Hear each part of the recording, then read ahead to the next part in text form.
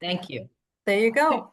Great. Thank you. Thank you so much, everyone, for joining today for the Park and Recreation special hearing for public hearing for Eliot Community Garden.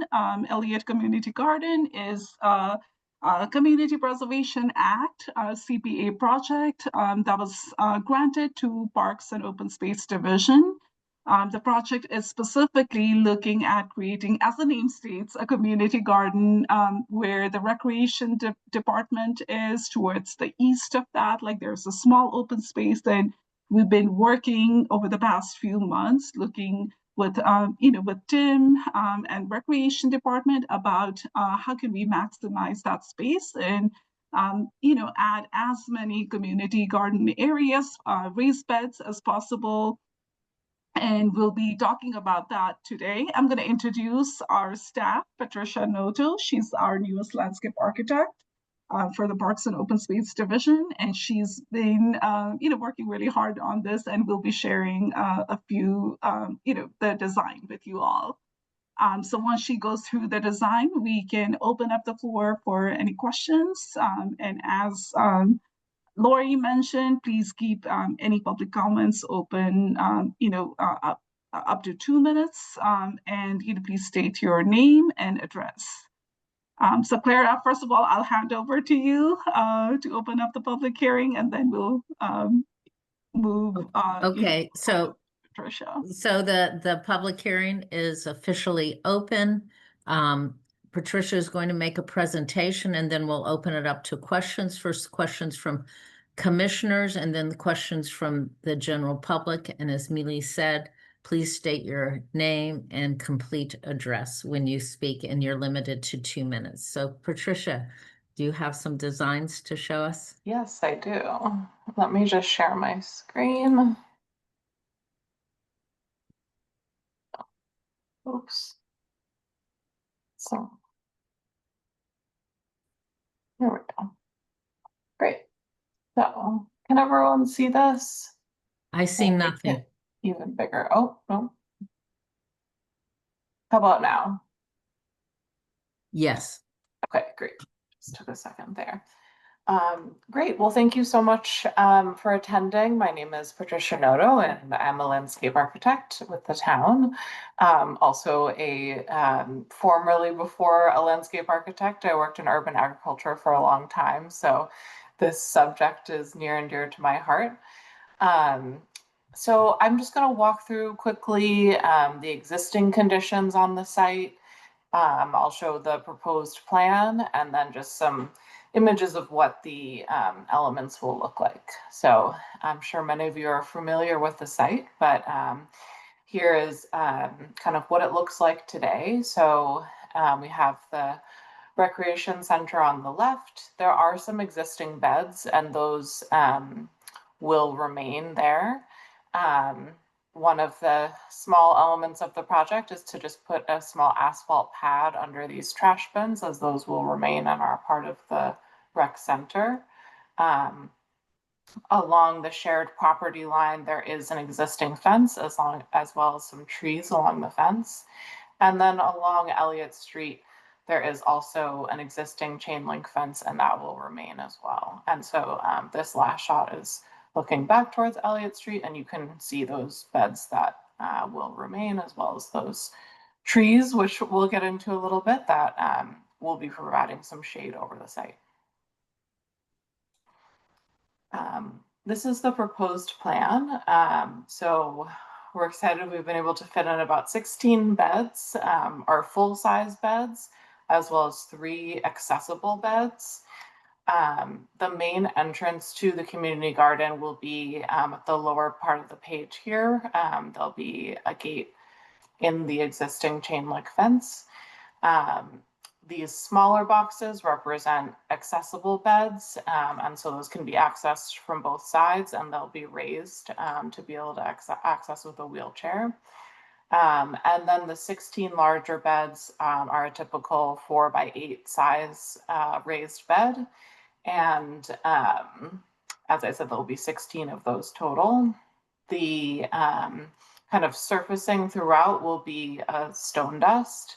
very similar to Lawton Community Park, if anyone's been over there, community gardens, if anyone's been over there. And then the new sections of fencing are shown in this sort of like darker dotted line. So this will be the new section of asphalt, just to give a little bit more of a place for the existing trash bins for the rec center. And so that the new fencing will run between here and then kind of separate off for the rec center beds that are going to be staying. Those are a little bit grayed back here, and it will follow the edge of the garden. There will also be a water spigot, again, similar to our other community gardens. Another thing to note, as I mentioned in the first set of slides, is that it's not going to be a kind of fully sunny site. I dotted in very generally here where the tree line is based on satellite imagery. And so, you know, some of the beds will have more sun and shade than others. Especially this corner here will be a little bit sunnier, but we're hoping with some afternoon sun. So north is facing up on this plan, so the sun kind of comes around like this. So especially in the afternoon, there should be some good sun for most of the beds. And I believe that covers most of the elements. And then finally, just some examples of what I was just talking about. So these beds are more of like the similar to what the 4x8 beds will be like. That's your sort of like typical raised bed. And then this is an example of that accessible raised bed. So there'll be 3 of these that again, you can access from either side. A typical water spigot, and then just what the chain link fence could look like. And that is all I have. So I think we can open it up for questions, or if anyone wants to add anything from our team. Will you close your screen so we can see each other, and then? Yes. Thank you. So I'll take the commissioners first. And I know we have participants to this meeting with their hands raised, but do any commissioners have questions? I do, but it isn't showing my hand raised for some reason. You know, now that I've closed other things, it does show your hand raised. So, and it even says Carol has her hand raised. So go right ahead. Okay, my question is about the accessible raised beds. I mean, they seem really small, where someone else will have a 4x8 and this is only going to be a 4x3. It doesn't give you much space to plant anything. I mean, if Patricia, if you don't mind, I just got a raised bed in the Lawton Garden after being on the wait list for 6 years. And it is small, but you can grow a certain number of things, and it's a nice way to begin. So yeah, you can. It's like, it is small, but you can definitely grow, you know, in this early spring, you can grow peas and lettuce, and then you can grow, you know, cherry tomatoes. So it does provide. But I mean, it just seems, how do I want to say this? Unfair that because someone needs to use a wheelchair, that they're only getting, you know, a certain amount of space where other people are getting the whole 4x8. I don't know whether it's that raised beds that are accessible don't come in that size, but I know if I was in a wheelchair, I'd be pissed that everybody else got a 4x8 bed and I got this little 4x3. It has to be narrow so you can sit in a wheelchair and reach it. But go ahead, Patricia, you may have more That's insight. what I was going to say. Yeah, they come in these sort of standardized sizes, and it is based on kind of arm reach and your bodily dimensions that you're able to reach. Okay, that was my comment. Jane, do you have some comments or questions? Yes, thank you. My question is more to do with the aesthetics of the barrels. I know it's going to sound like a crazy thing, but those barrels, who are they for? I think they're for the rec department, but I'm not positive. And just the visual of coming up to this community garden and seeing a bunch of barrels is just not very appealing. And I'm just wondering if there's anything that can be done to, shelter them, maybe like get a nice little wooden type of shelter for them to be hidden behind. On the other hand, I don't want people throwing trash because they don't have a barrel access. So my question's kind of twofold. Is there a place where for them to be able to, for people who are coming to the community garden to actually, they have something to drink and they want to recycle their drink, a can or a soda or whatever it might be, I want them to be able to do that. So I guess my question is twofold. One is who are those for? And then two, that lineup of barrels is just as aesthetically just kind of unappealing for a community garden that just feels like it would just kind of take away from the look. The golf course, for example, I'm just going to use that as an example. There was some complaints about that, and they kind of hid them behind a fence, and it just looks better. But that was really only for staff. So my question is that who are they for? Probably is the question to start with. So the barrels are for the recreation department, so those go out during trash time, Okay. trash days. A good amount of them are sometimes held in our boiler room, but we don't have enough space to do them all. So they are all not out there all at once. But those are from the rec department and trash disposal from our custodians. Okay, Tim, that really helps me with the answer to that, because if they're sort of out there for once a week, but because you don't have space, I get it. Is there any way to hide them a little bit just so that the community gardens really look Yeah. as nice as they possibly could? And I'm I sure don't we can mean look into something. is there some sort of a fence? I mean, if you look at the golf course, it's a good example. They did put a fence up and it just makes a world of difference. Yeah, we can look into that for sure. Yeah. Okay, thank you. That's all I have. And, okay, so, Carol, did you put your hand up again? 'Cause you Yes, I didn't. did, but Debbie has her hand up. Oh, sorry, Debbie. I see you No now. problem. No problem. I just had a question about the process. I heard you say you're on a waiting list. So is it first come, first serve? How does it, and is it free? How does it work? I'm for the lawn garden, I can speak to the lawn garden. It is first come, first serve, and when it was built, I put my name in, and I don't know, it's about 6 years, and I got a bed about a month ago. So yeah, that's how it works. And my follow-up question for Patricia or Tim, there's an organizer of the Lawton Street Community Garden, and it takes a lot of work. Is there an organizer set up for this garden? Yeah, so the wait lists and assignments come out of the recreation department. Autumn Talent, our environmental educator, leads that. We do have a site coordinator for Lawton as well as Lars, two separate individuals to do that. So our first step will be to bring on a volunteer to manage this one as well. We actually just talked about it today in the office. And we do have a significant wait list, as mentioned. Between the two, Lars and Lawton, we have about over 150 people on that wait list. So those are conversations that are still ongoing about how we're going to handle that in assignment to the new gardens. So more to come on that. That's more conversations and policies we got to come up with internally while these are being built to get out to the community. But they do come out through the recreation department. The recreation department does manage it.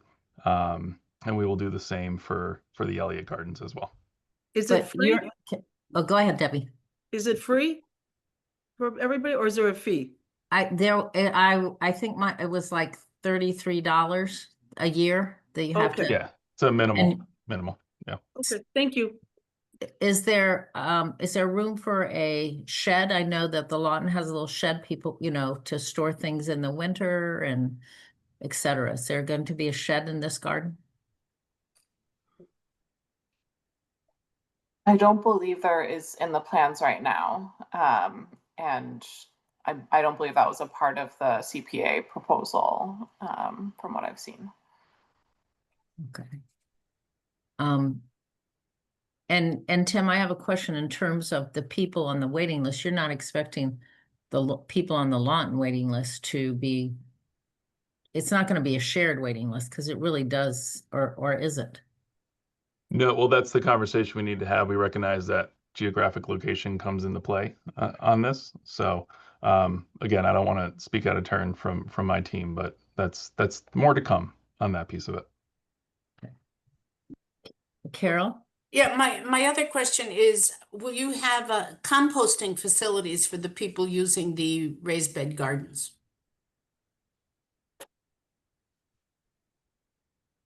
That's also not included. I don't know if Tim has any other background on like previous discussion about that, but When you say composting facility, what do you mean, I Carol? mean, well, like at Lars Anderson, there are bins for composting, you know, that people, when they're cleaning up their garden or their, you know, a crop is finished, there's composting bins there. And I'm So, hoping there will be composting bins at at Elliott Garden.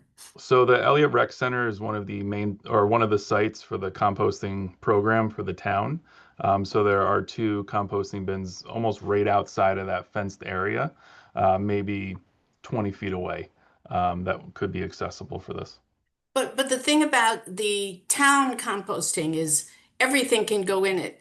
But Mhm. for a garden composting, you don't want any chicken bones or anything like that because that just attracts animals who are going to eat the vegetables that people are desperately trying to grow. So it's I mean it is a special thing that for outdoor composting for gardens.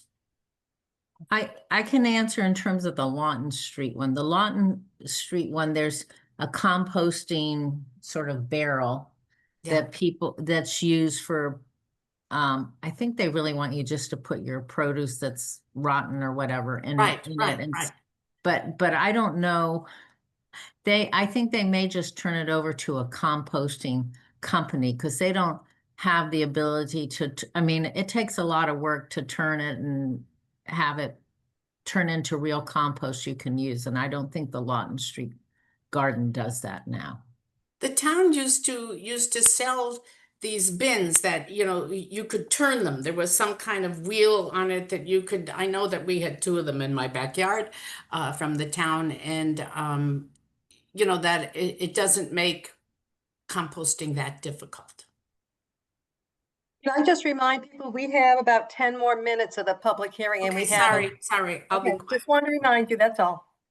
I think, Carol, to a certain extent, things like that will develop as people get beds and they form a group, and it really is sort of community run by the gardeners. So Okay. that's all I can tell you for that. And I will take our participants. I see Tim, do you want to say something? Your I just hand's had a up. question, actually, if I could. Go ahead. And Patricia, I'm sorry I didn't get this to you sooner. Can you just confirm what the surfacing is going to be throughout the garden? Are we doing stone dust for the accessible just there, or is it going throughout the entire area? Stone dust throughout the entire Okay. fenced area. Great, thank you. Linda Rosemond, would you like to ask your question or make your comment? Sure, thanks, Clara. I'm Linda Roseman. I live at 49 Acres Avenue. I'm a town meeting member. I'm also co-president of the Settlement Neighborhood Association. And my neighbors have asked me the following questions, which I'll ask you. One is there seems to be a concern about rats being attracted to the delicious vegetables that will be grown here. One is about that this is a very shady spot that if anything is actually going to grow here. And then third question is, do you have a timeline for this project? So I'll go offline. You can. So Patricia, you want to? Yeah, I can speak specifically to the shade and the timeline. Yes, as I mentioned in the presentation, definitely there is tree overhang and some plots will get more afternoon light than others. And we're hoping that we'll have some gardeners who are open to growing more than just sort of tomatoes and really sun-loving vegetables, maybe flowers and other crops. But the goal is to just get as many people into plots who want them, and knowing that there will be some quite shaded plots. And then for the timeline, the exact timeline once is a little bit contingent on several different things, but once the project gets approval, it would then go out for the drawings will go out for bid from 3 different contractors, and once we have those, they would be installed. So the process could happen in a matter of months at this point. But you know, we'll keep you posted as it develops, of course. If I So can add, probably not gardens for this summer. Probably people won't garden until if they have they can plant kale in the fall if they have enough. Or arugula is a good fall crop. to add a little more context too, the Eliot Center is getting a new roof, and that's going to be happening in June. That's scheduled to be in June. And the main access point for that project is going to be that area. So we need to make sure that the construction piece of it is done first before the community garden group can move in and build it. So we're probably looking at definitely a summer construction if all goes well with bidding. Millie, I don't mean to speak for you, but I know we've been talking about this nonstop. But be a summer bid process to get someone on, and most likely a late summer fall build out. And I know nobody probably wants to talk about the rodents, but it is a concern I've heard from more than one neighbor. Yeah, absolutely. And that is something we'll have to monitor. And we, do try to try our best to monitor some of these like outdoor sites and garden spaces. And we'll just need to monitor. And, the fact that, and we'll just, again, like need to kind of contain some of the trash that gets generated because the trash is typically the attractors for the rodents. So we will continue to monitor and keep an eye and take actions. It's the urban wildlife that plagues the Lawton Street as well. The rabbits also like all the vegetables a lot. Yeah, and in addition to that, like these raised beds are on close to the ground, and typically what has worked in some of the other areas like schools when they've had these raised beds is putting in this stainless steel mesh that the rats won't be able to kind of cut through, so we will be adding those as well. Sean Lynn Jones, you have your hand raised. Thank you. I'm Sean Lynn Jones, president of the Brookline Green Space Alliance, town meeting member from Precinct 1, and I live at 53 Monmouth Street. And first, I just want to say I'm delighted to see this project moving forward. I spoke for the Green Space Alliance on behalf of this project and wrote a letter when the CPA committee considered it, and again at town meeting when town meeting voted to approve the funding to move forward with this. And it was clear from everyone I talked to that we needed more community gardens. And what better evidence than the fact that even the chair of the Park Recreation Commission has to wait 6 years to get one in Brookline. I think that shows that we have a shortage, and that's what I heard from a lot of people. And I hope this is the first, but not the last, of, in addition to the number of community gardens we have, but that may be getting a little bit ahead of ourselves. I also had an opportunity to tour the community gardens. They call them allotments in Stockholm, Sweden over the summer. And, green with envy is the operative phrase here. It is amazing how much space they have overall for each garden, and how they're right in the heart of a very, built up urban area.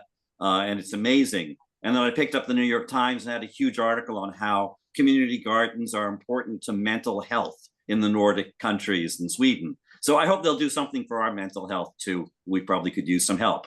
My question is actually one that's been asked already. It's not so much about design, but how the waiting list process would work. I wasn't sure if there would be an integrated waiting list, whether there is sort of any way you designate geographic preference, whether neighbors or butters have any preference. And I heard that careful thought is being given to these questions. And that's great, because I think they do deserve careful thought. And there's probably no perfect solution, but it needs to be worked out and developed in a way that people will understand, even if they're not completely satisfied. And I hope that is what happens. But I look forward to this moving forward, and I'm very glad to see it happen. Thank you. Thank you, Sean. Any other questions, comments from commissioners or the general public? Any visitors who would like to, attendees, I shouldn't call you visitors, any attendees who would like to ask a question? Carol is always good with questions. Carol, go right ahead. No, mine is a comment.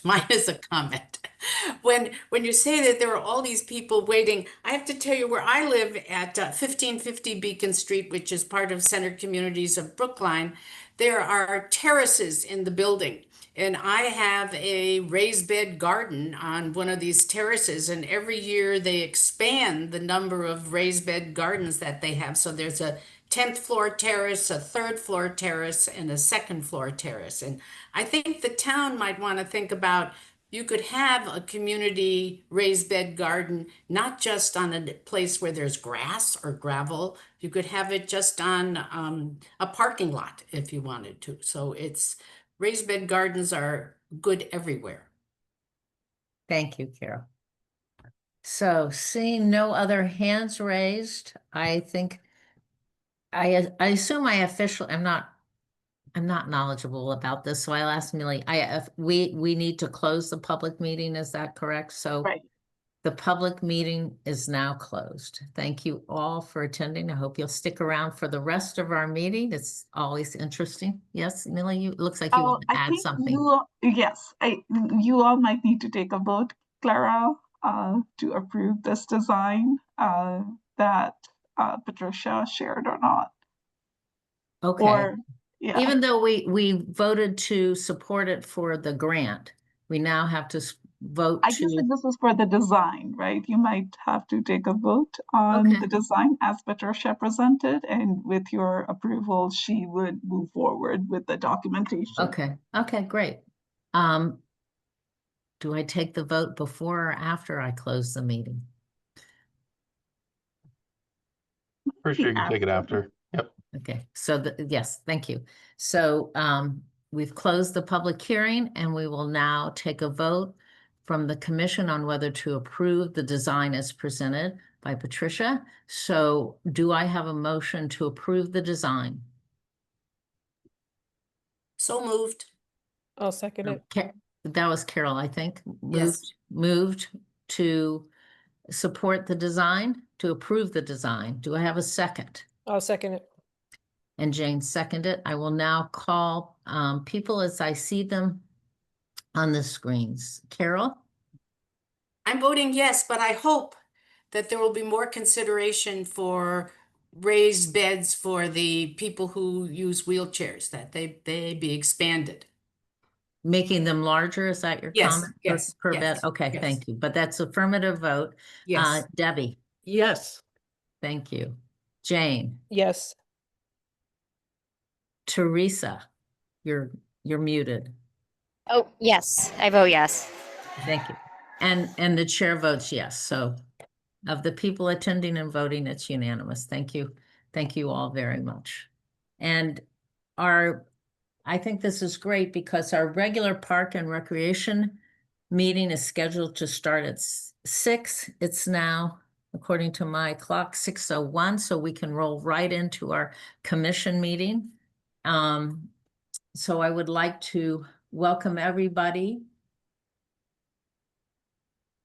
to our April meeting, which is we have one meeting a month, and I would also like to read our general comment that we read at each meeting. It says at the beginning of each park and recreation meeting, there is an opportunity for the public for public comment related to any park or recreation topic. These comments should address a topic not included on the agenda or those items on the agenda that do not have public comment included as part of their agenda item. You will have a maximum of 2 minutes to share your comments. If you do not have the opportunity to speak during the allotted time, please submit your comment in writing to the Parks and Recreation Commission. And that email address is Park and Rec Commission at brooklinema.gov. And so please send your comments in there. And so we will start by approving the minutes from March. I assume everyone had a chance to read them and get any comments to Lori if you had any edits or comments about them. So can I have a motion to accept our March meeting minutes? So moved. Thank you, Jane. Do I have a second? Second. It's Okay, Carol. Carol seconded. Thank you. Okay, I'm going to call you again as I see you on the screen. Carol, Yes. Debbie. I wasn't here, so I'll abstain. Okay, thank you. That's right. Jane, Yes. Michael, Yes. Teresa. Teresa, you're muted if you're saying yes. Teresa might have stepped away from her screen, so I vote yes. And so, oh, here we go. Teresa?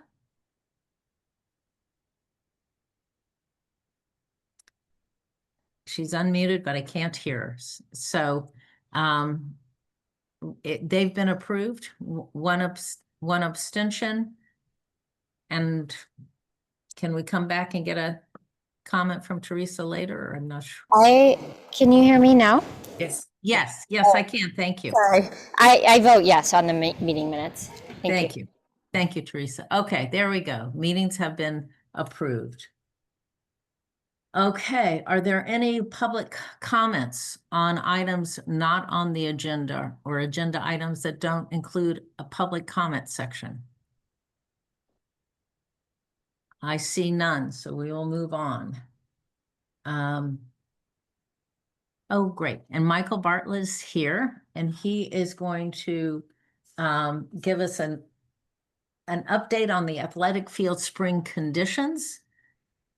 And Michael, I'm embarrassed to say I don't know your exact title. So why don't you tell people your exact I title? can make a quick introduction, Okay. Clara, and Michael, you can introduce yourself and say more as well.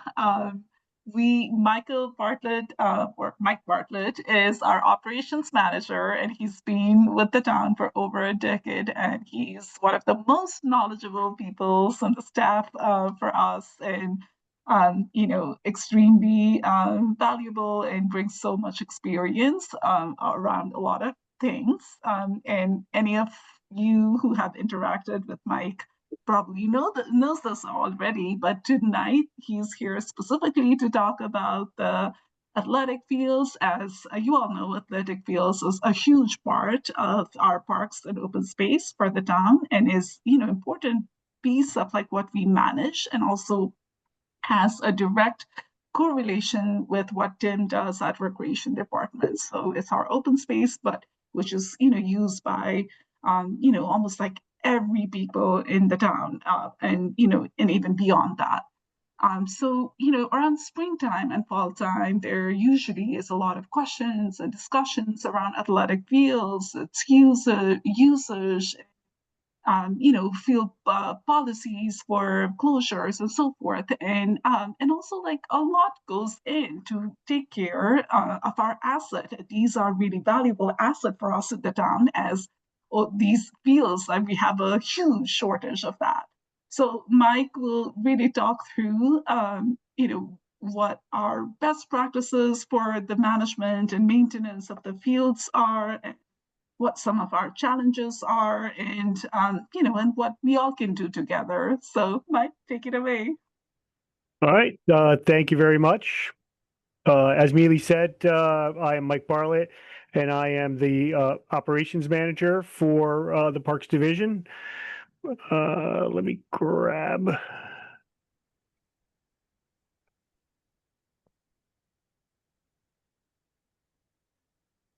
And hopefully that shows up.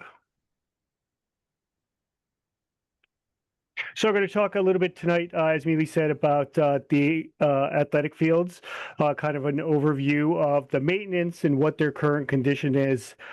We've had something a little bit different this year from previous years, and that's we actually had winter with some snowfall.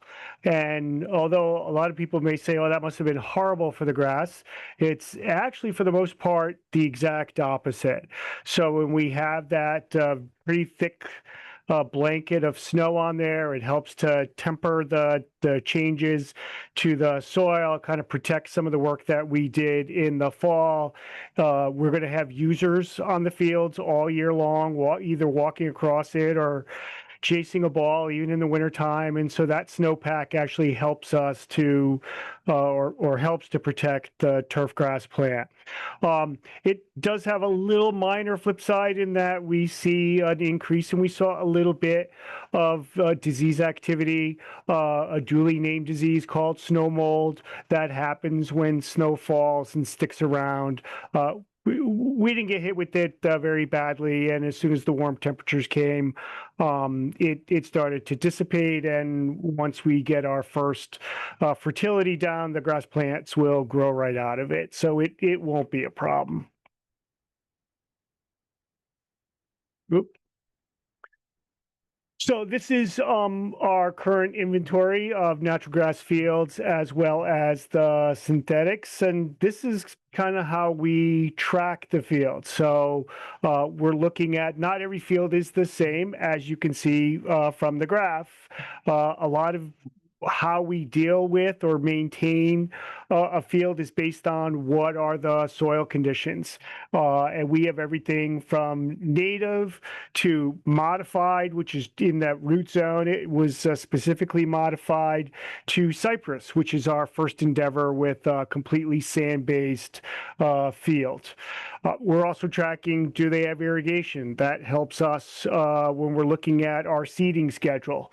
Do they have lights? Doesn't really have a lot to do with maintenance other than the total number of hours that are permitted. And so when you have lights, you generally see more activity, which means what we have to do maintenance-wise is a little bit more than some of the other fields. And then the condition, and that's us having an honest look. You really can't drive by, because many of these that are fair, if you drove by, they look great. They're nice and green. But when you actually walk across the field, which is what we're doing, we're looking for what is the turf density, how many open spots do we have, are there any divots in it? And so the condition, we're in that good to fair range for the majority of them. We have, obviously, we maintain the fields that are on the school grounds. And when you look through the list, you'll see some of the fields that you hear the most about. So Amory, as a native, we have issues with drainage there. It's in a floodplain, so we're going to have those issues. Baker School is a native grass, or native soil, I should say, and it also has difficulties with draining. It's also heavily used. So the school is out there on it almost every single day, plus what we have for permitted hours as well. And so our maintenance plan really revolves around what you see on the list. And then the right side is the synthetic turf fields.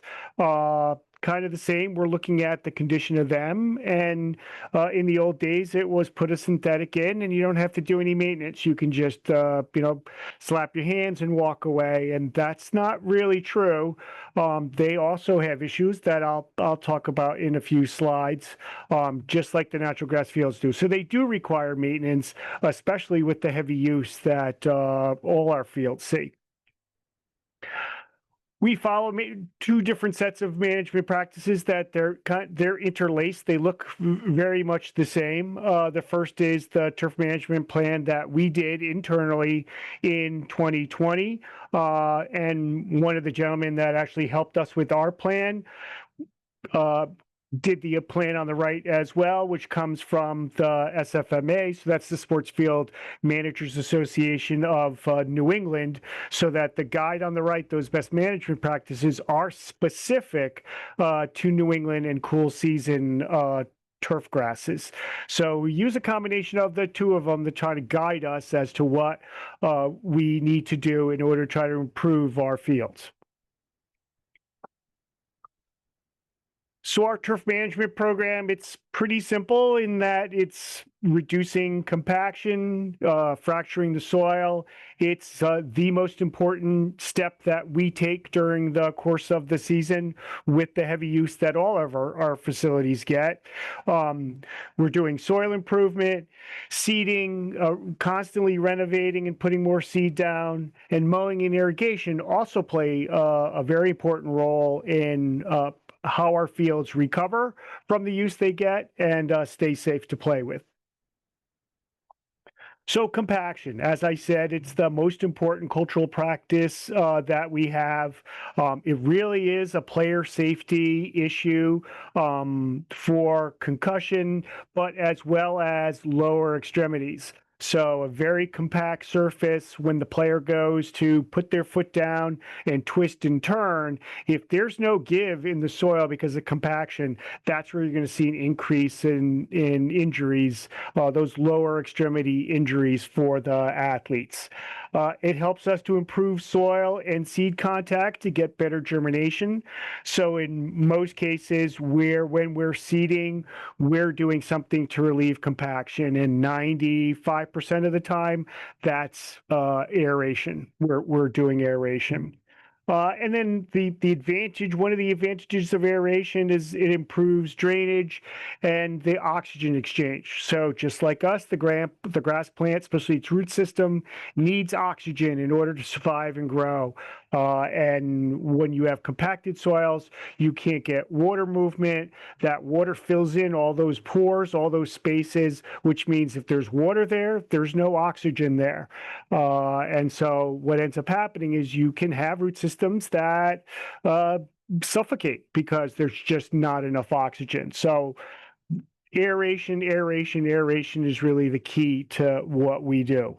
There are multiple methods. We're doing aeration, so we're either doing solid tine aeration or we're doing core aeration. And core aeration, you see that a lot on the golf courses as well as in our fields. That's where we pull the little thumb size piece of soil and grass out and it lays up on top.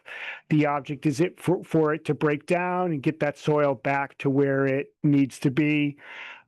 Solid tine is just that. We're poking a hole in, so we're getting all the same benefits, but we do that mostly once the season starts. And so it's has a less of an impact on the players and the sports that are out there on the field.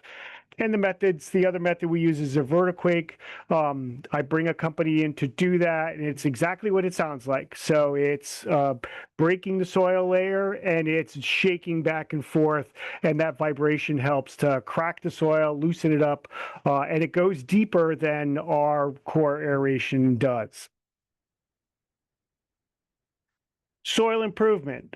It's all about the soil. So compaction and relieving compaction is about the soil and the reaction the plant has when we do that, but it also for fertility. We're doing soil testing to make sure that we're doing what the soil needs us to give it in order for the grass plant to grow. And we're doing a lot of testing. So we're doing soil testing. We're testing compaction, which is the device to the right. So we're pushing that in and seeing how far we can get and still stay in the green. And once we get out of the green, we know we measure that distance. So we can see when we're making improvements after aeration. And then we're checking on moisture. Moisture is a huge part of the success in growing a grass plant.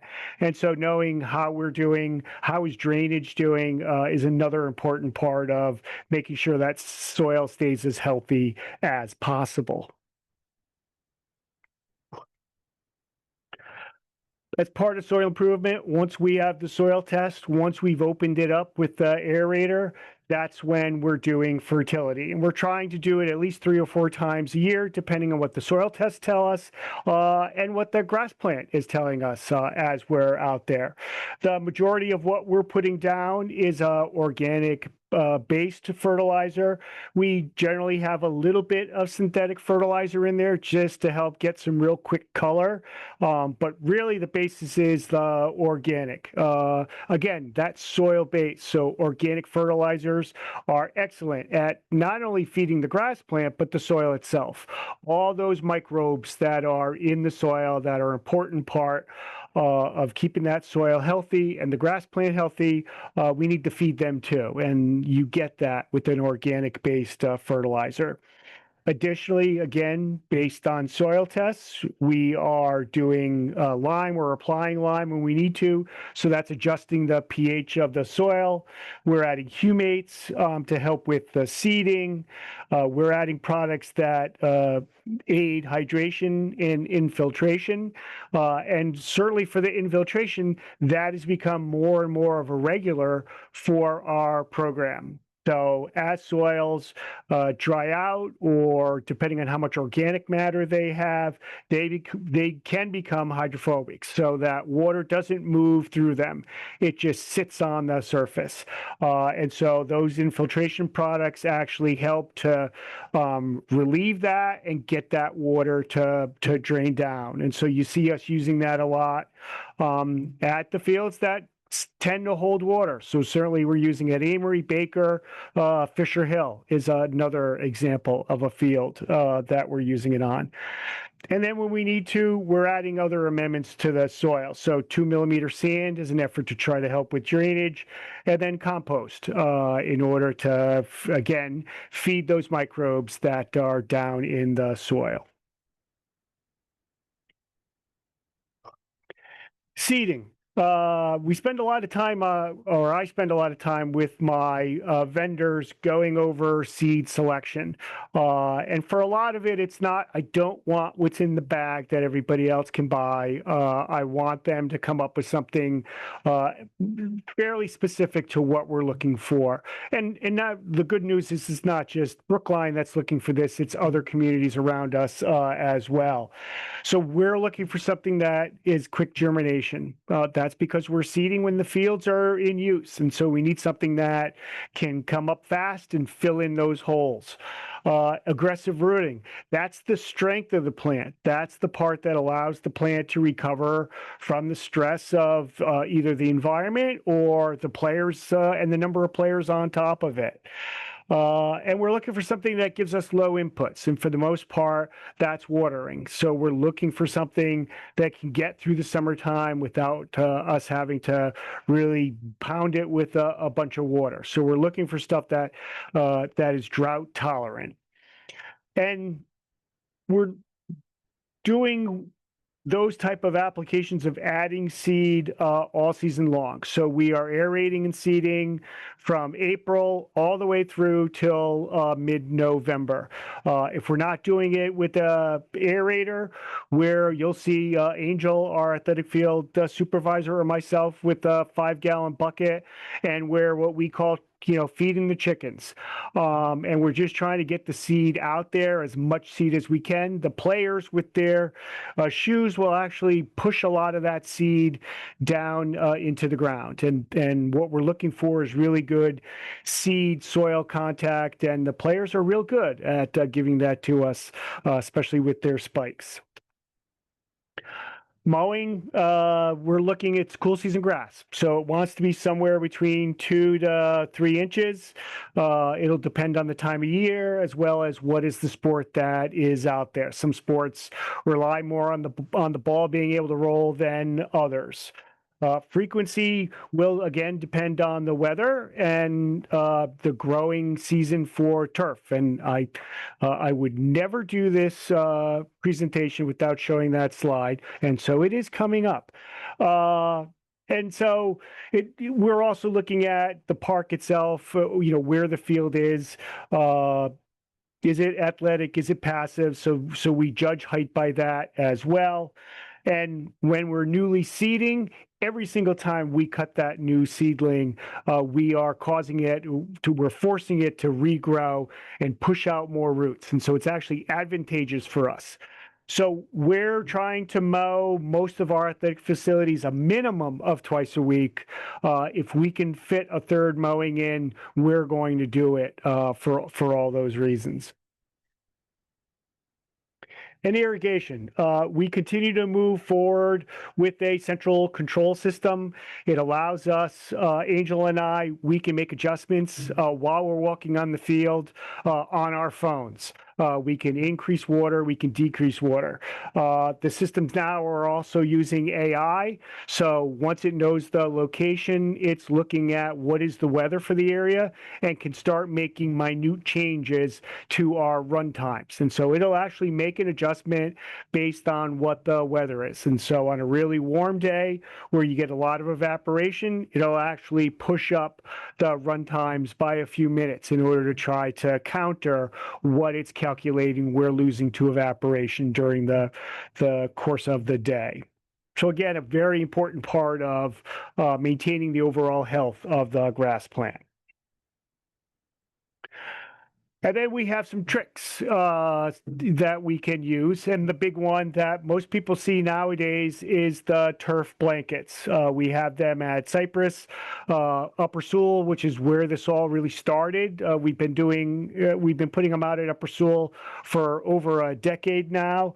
And Fisher Hill is the newest one. And so we're doing half the field at Fisher Hill. And I think once Pierce School is done and those students move in, we will go to we'll do the full field. We only do half now because we have to work with our partners in the school department. There is no gymnasium in that building next door at Newberry. And so they are out on our site basically all year long. So we've worked very closely with them. We get to cover half the field and they get to use the other half. And then the important thing about the turf blanket is what it does to the soil to help us protect the plant. You can see there that thermometer was in the ground in March. It was mid-March and we were already at 50 degrees. And 50 degrees is that point where seed starts to germinate. So the grass outside of where the blanket is usually in the high 30s, low 40s, whereas underneath the blanket, we get that heat transfer. It blocks and keeps the heat there, and we get a rapid increase in the soil in the springtime. And that's one of the advantages. So the turf blanket protects the seed that we apply in late fall, early winter. It allows for a steady and a very slow soil temperature change. You don't want it moving around the soil, going up and going down. That has a negative effect on the viability of the grass seed and the grass plant itself. It helps us to reduce winter injury from desiccation. So desiccation is you get that on your plants around your house as well, especially large leaves like a rhododendron if you have those at your house. And what's happening is the soil's frozen. So there's no way for the plant to get any water because the soil's frozen. But that wind that comes across it actually pulls moisture out of the plant. So with the blanket down, we don't have to worry about that. And then that early warming of the soil to promote germination. And this picture is obviously cypress, and this is from just a week ago when we took the final set of blankets off of it. And so in both pictures, it's very clear to see the difference from where the blanket is to where the blanket is not. And that's a positive. If you walk this field at Cypress and you get down and you look like we do on our hands and knees, there is all sorts of germination. So that seed that we put down in November actually survived the winter and germinated in March.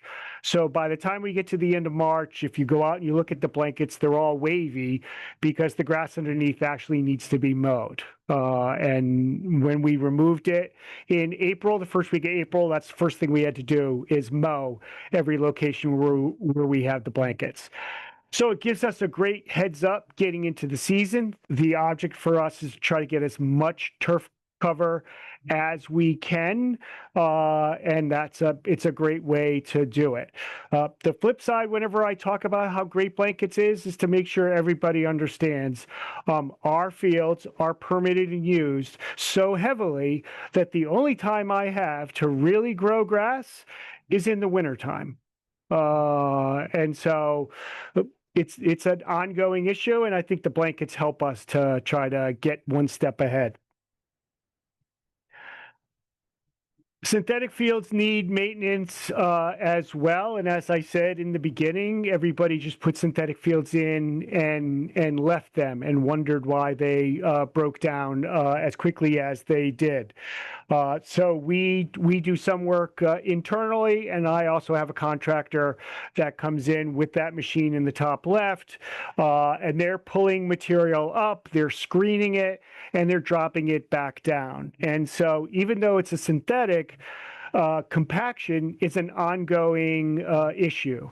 And so that's what that machine, besides cleaning, that machine is also trying to relieve some of that compaction, as well as from the players running around where the goal mouths are, there is movement of the material. And so this machine actually helps to respread that out so that it's even across the entire field. And how they do it actually changes by field, because we've got, as an infill material in the synthetics, we've got Brockfill. We still have one with the coconut husk, and we have one that's Sewell that is still the crumb rubber. So each one of those, they have to make some minor adjustments in how they maintain that. They're looking for seams that are broken open, which become a player hazard. They're inspecting the fiber to make sure it's still standing up. Is it folded over? Is it breaking? Are we getting down to the backing? I mean, it's carpet. How far away are we from needing to replace it? And then that bottom picture, the bottom right, is a magnet. And you would be shocked how much that magnet picks up as it goes across the field. So the biggest thing that it finds in most cases are safety pins. And it took me a while to figure out, why are there safety pins on our synthetic fields? And it turns out it's soccer. So when they are handing out uniforms, sometimes those shorts don't fit the athlete like they should. And so what do mom and dad do? They pinch it and they put a safety pin in it so it doesn't fall down in the middle of the game. Those pins come out and they end up in the middle of the field. And so one step for us is to drag that magnet across behind the machine in order to try to pick all that stuff up so it doesn't poke somebody. And then we continue to do the Stony Field Beyond Pesticides Organic Turf study. It was a grant that we received to purchase materials, and the two studies are Emerson and Harry Downs. So, both very busy locations. Both have green dog, but obviously one athletic and one not. So the object is to see, can a truly full organic program do, or what can it do for an athletic field versus a park? And the results so far are much better at Emerson than they are at Harry Downs. Harry Downs it's heavily used, and so it's got that soil problem that we see with a lot of compaction. We get some at Emerson, but not certainly what we get at Harry Downs. So there have been some improvements with the conditions at Harry Downs, certainly in the soil, but we'll need to continue to just keep aerating to try to get as much oxygen into that soil as we possibly can.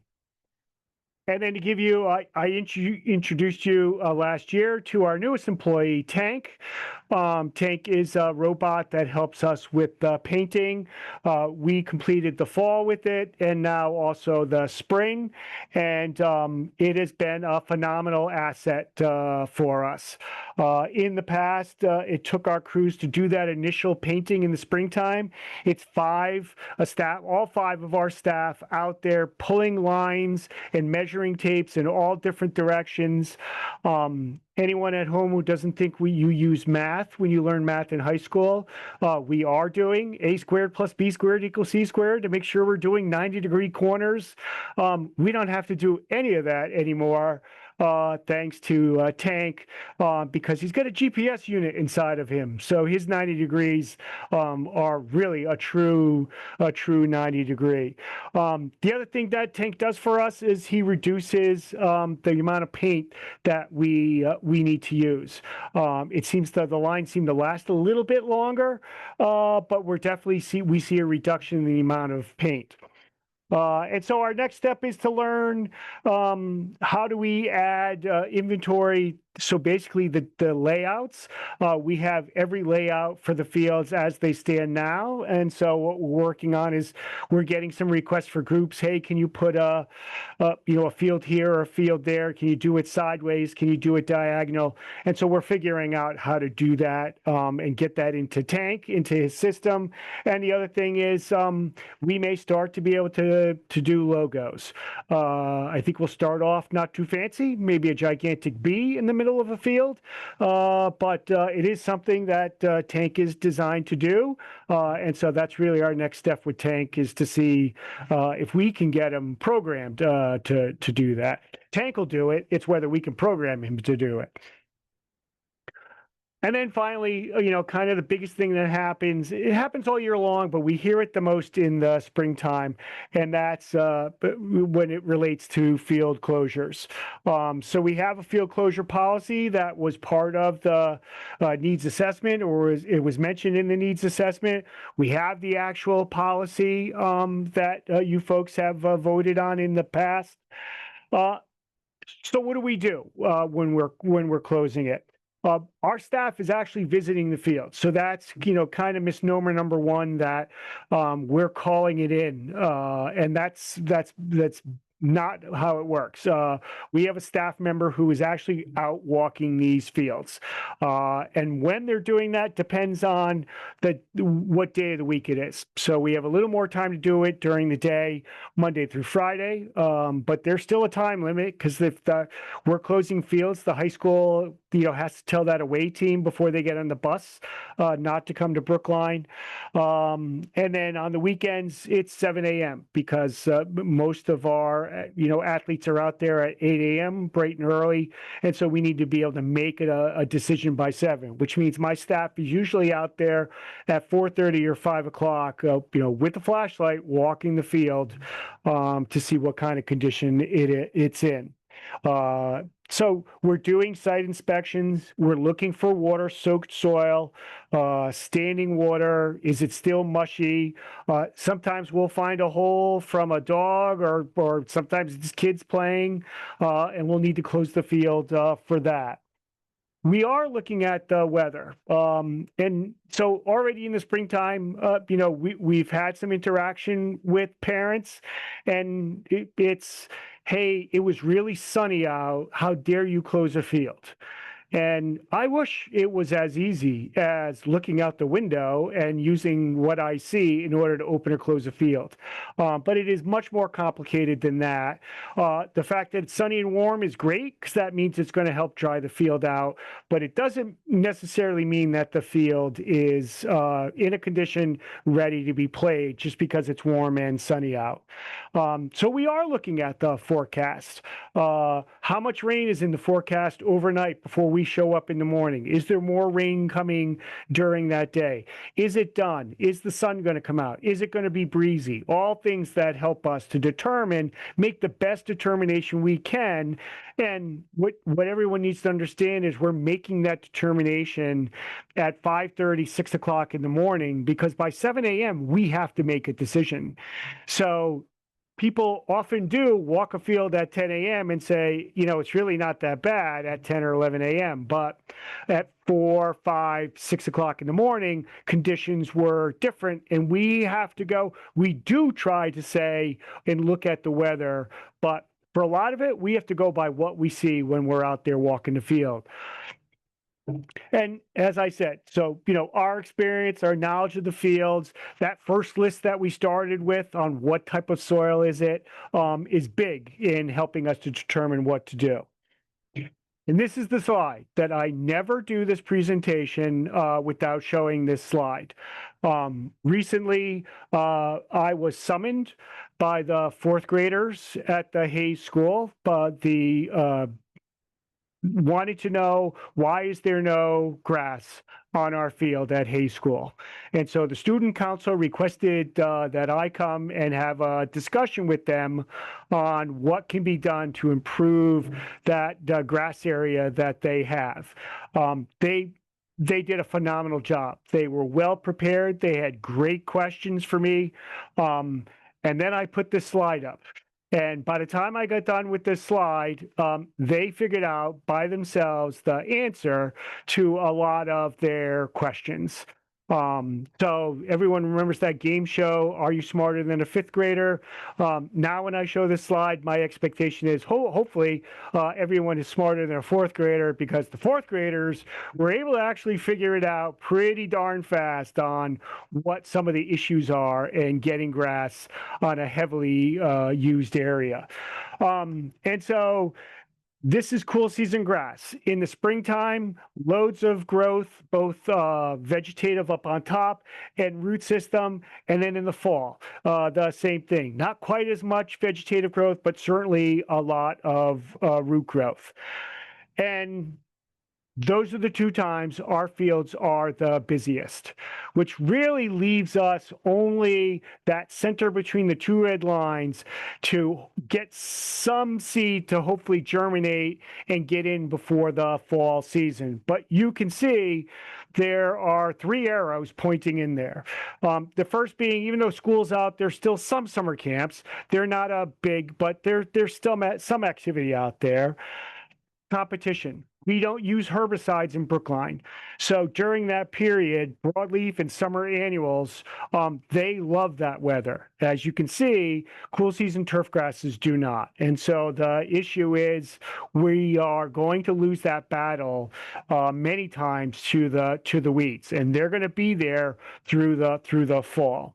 And then the other thing is, if we're seeding during this time, it's going to take a lot of water. And the other issue, if you hire a landscaper at home to seed, he's going to leave you instructions that basically say you need to keep the soil moist. Not soaked, but you need to keep it moist, which means you're going to have to be out there. If you're going to do it right and get your money's worth, water a couple of times a day. We can't do that. So we can water at night, but once the sun comes up, I can't run the irrigation systems. If we do run the irrigation systems, that field becomes one of Brookline's newest water parks. And it is a magnet the moment they come on during the day. And so we're limited in what we can do and how much water we can put down. So it's not the best season or not the best time for us to be putting seed into the ground.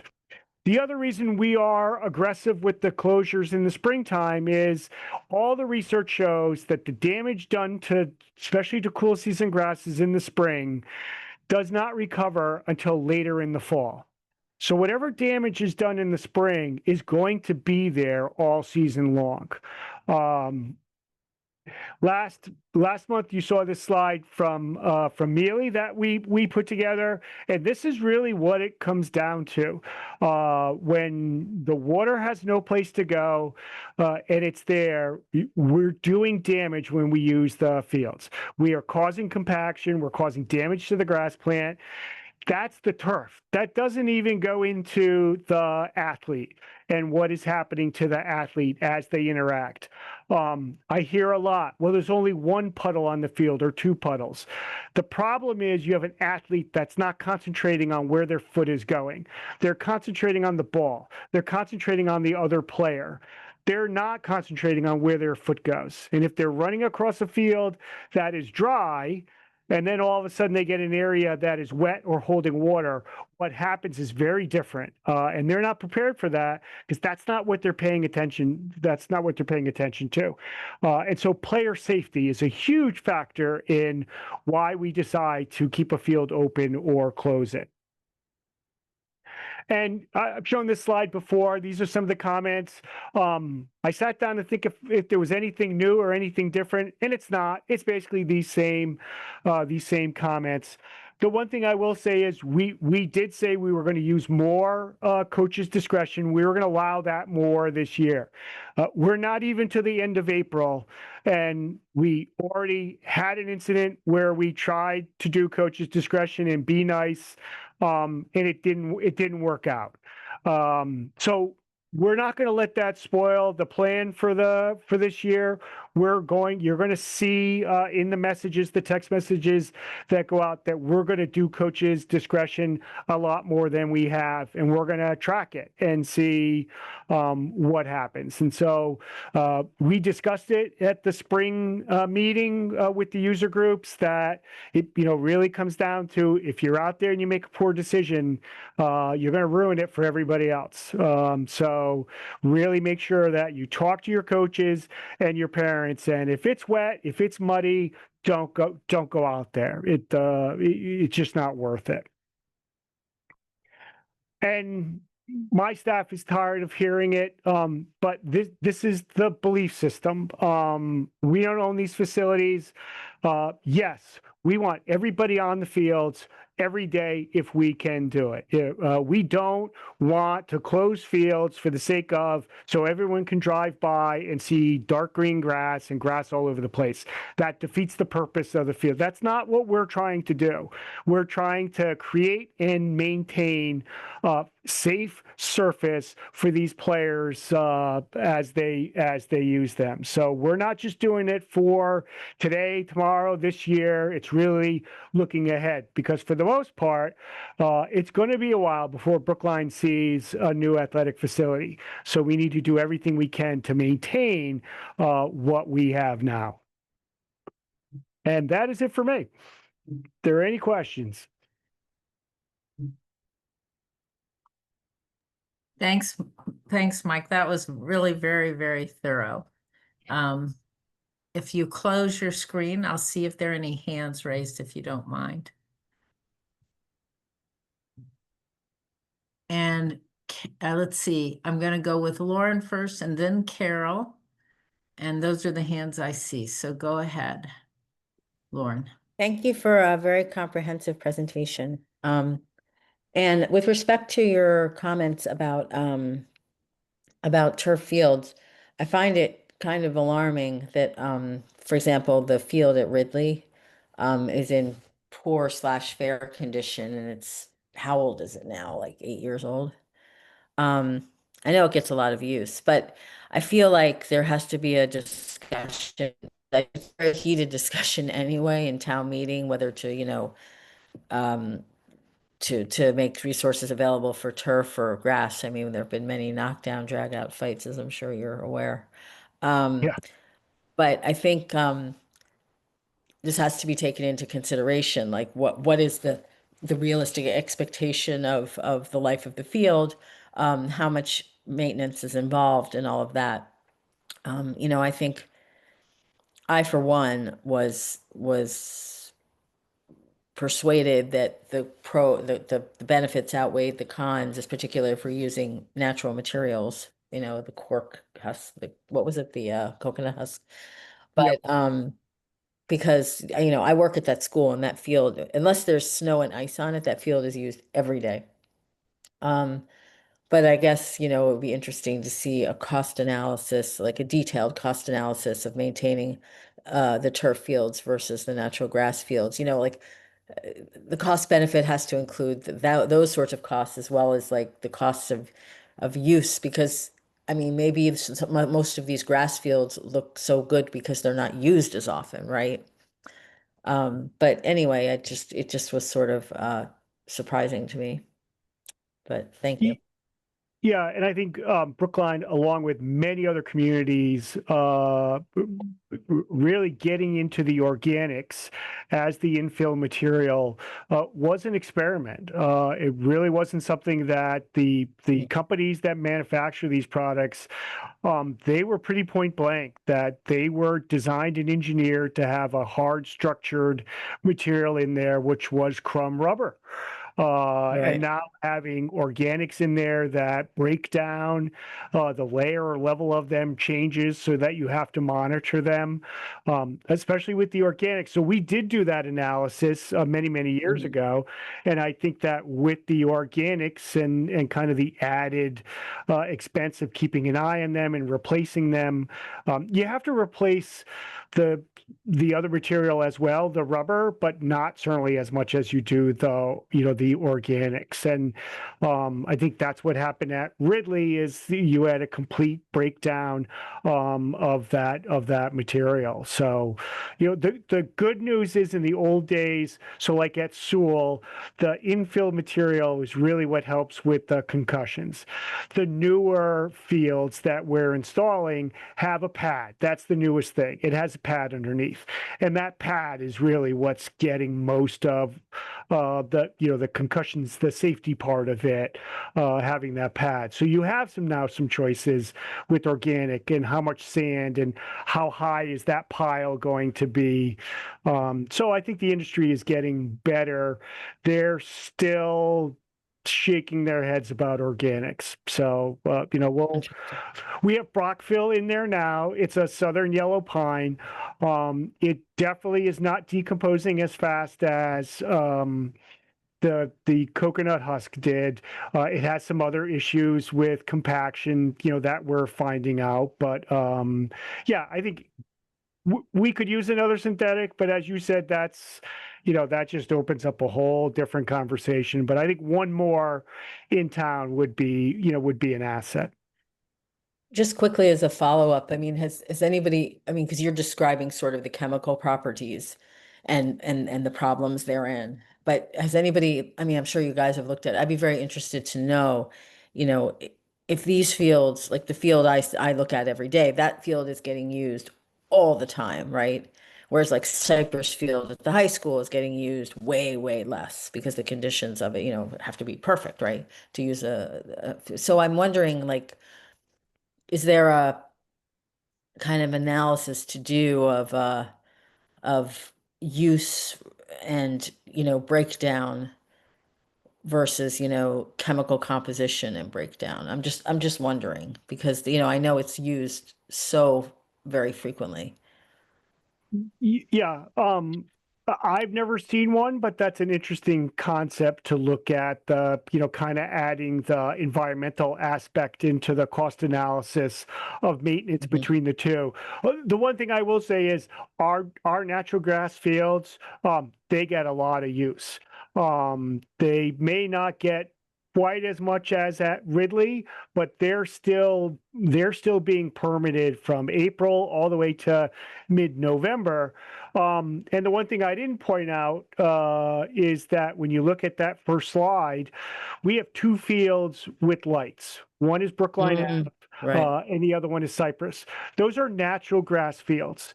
So if you're going to do a synthetic, you want to get the most out of that investment, and you do that by adding lights. And when I go to sports field managers meetings and I say, "Oh, I've got two fields with lights," and they're like, "Oh, who made the carpet? What padding do you have?" And I'm like, "No, I don't have lights on my synthetics.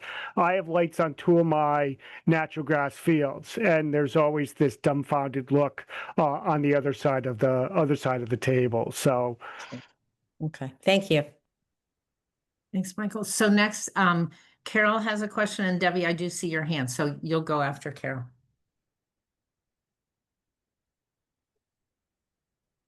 Carol, you are muted. I'm very interested in the turf carpet and wanting to know whether your plan is to expand the use of that on other fields. So like I just said, I would think that Brookline could use one more to help with the amount of activity we have on our natural grass fields to try to relieve some of that pressure. But whether we get another one or not is a larger discussion for the community.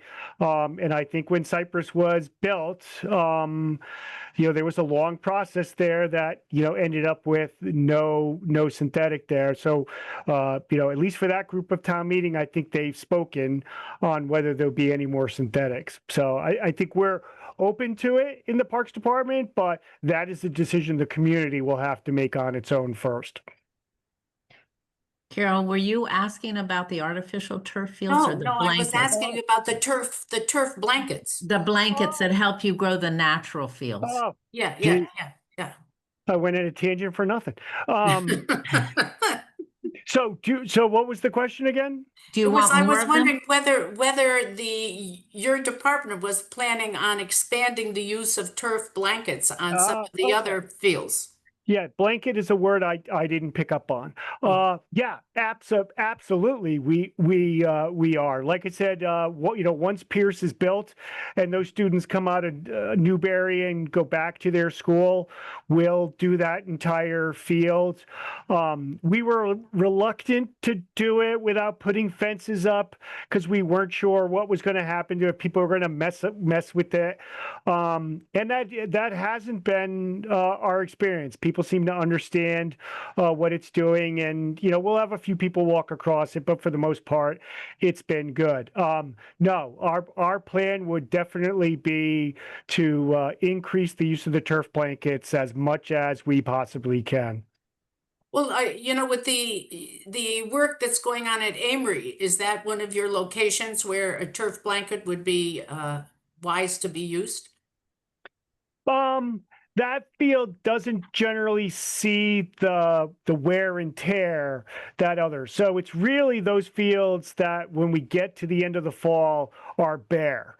Are the ones that we really need to worry about with the blanket. You would certainly get an advantage over there, but it wouldn't help with the drainage or anything like that. So that would probably be lower on the list. We have other fields that see a lot of heavy use and wear that the turf blankets would definitely be an advantage. Thank you. Thanks, Mike. Debbie? Yeah, I just wanted to say thank you for the presentation and all that you do. I didn't realize how much that you did. I was amazed at all of it. So thank you very much for taking care of the fields and all the thought that you put into it. Thank you. Yeah, no, I will certainly relay that to the crew that's out there. They're the ones doing all the work. I just do all the yelling. But the actual work is our frontline staff, and I pass on every message. Yep. Thank you. Thanks, Mike. So we're running a little behind, but that was really, really, really helpful. So thank you. And my pet peeve, when you talk about turf, fake grass and real grass, they're both turf. One's artificial turf, one's natural turf. So people who talk about turf lawns, make sure you're clear which ones you're talking about. Yeah. Thank you. Thanks. Yeah. Okay, so moving along. Millie, are you saying something? Do you want to say something? Just wanted to thank Mike for coming in today and doing the presentation. Okay, so we're ready for our next agenda item, which is an update on Jack Corain Ice Skating Rink Replacement Project and Design, and Millie's going to take this. Yeah. I will share my screen. Oh, Lori, do you mind making me a co-host again?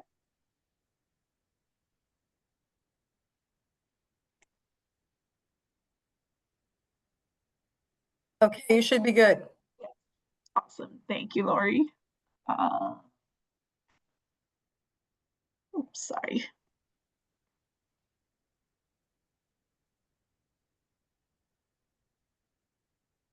Sorry, give me just a second.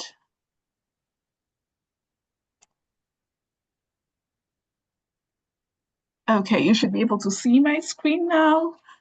I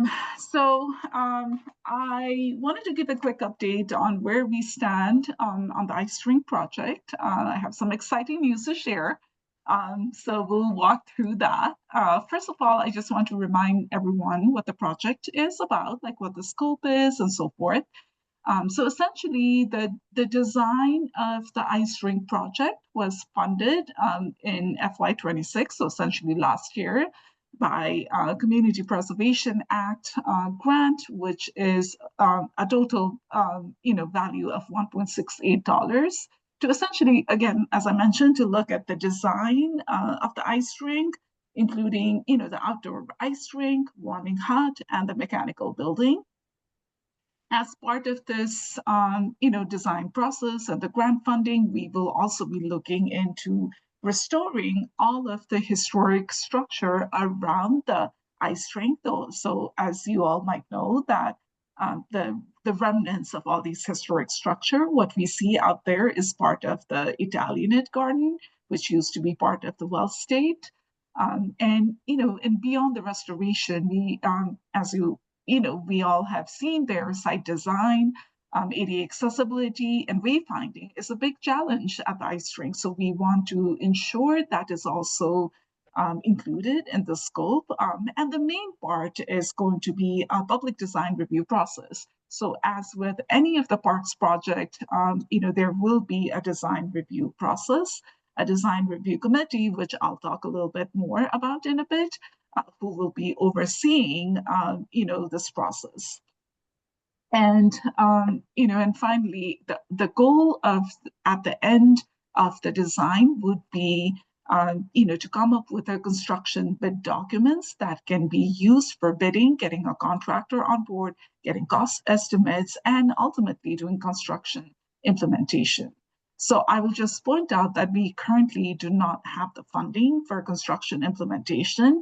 That will be an ongoing discussion as we move through this process, the spring and summer. And again, I'll talk a little bit more about that in a bit. So let's see. So we have, we had established, the town has established a committee of 7 that included Building Commission, Park and Recreation Commission, and David Perlman, who was representing the Select Board. The committee, essentially through a multiple number of RFPs submitted by various architecture teams, selected, interviewed, and selected Marianne Thompson Architects as the as the consultant to do the design work. And Marianne Thompson has really a wonderful experience with historic preservation and also experience with ice rink, outdoor ice rink. So, their firm will be a great addition, a great consultant team for us to be able to, conduct the project. So as of, a couple of days back, a building commission has approved Marianne Thompson's contract for concept design. So the idea is that the concept design would be, after we have the concept design and sense of what the more detailed scope of the project is and the cost is, then, we would extend their contract for design development and construction documentation. So we were, we have their contract also at Select Board's agenda tonight, which I was kind of listening to that, is approved as of right now. So we're very excited to move this process forward with Marianne Thompson's team. And the DRC process, is still going on for the project. And, I'll also talk about that at the very end. And, the DRC will essentially kick off in mid-May. So, it's exciting. All of this is moving forward, and it'll be a busy summer with a lot of ice rink design meetings. So before I dive into a few specifics, I want to just give a high-level overview of the timeline. As you can see here, we're here somewhere around mid-April right now. And we're, just kicking off concept design, where we'll be looking at like very high-level conceptual level of programming for the building, for the, for the site, and also, what some of the restoration process and restoration strategies looks like. And really the goal of concept, as I mentioned earlier, is to get that preliminary cost estimate to understand like what the price of the project is going to be, right? And that is essentially going to help us prepare for future grant applications. So as you can see here, from May through, most of the summer, we will be in the design review process. And it seems like some of my, DRC tags have shifted a little bit. I apologize for that. It should be shifted a month back.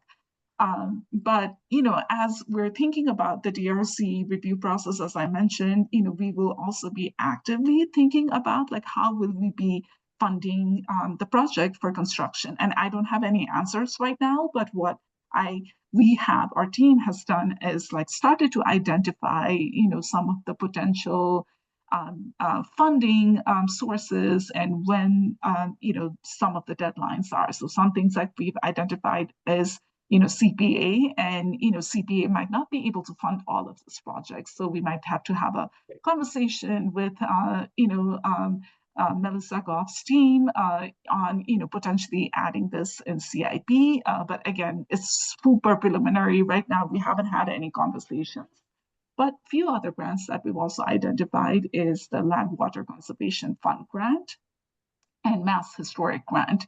So all of them are like the deadlines are due, at different times of the year, which is why, again, going back to, completing that concept design, by end of the summer, hopefully, fingers crossed, and, getting that cost estimate is super crucial for us to keep the momentum going on, to get funding secured and make sure that the project keeps moving forward.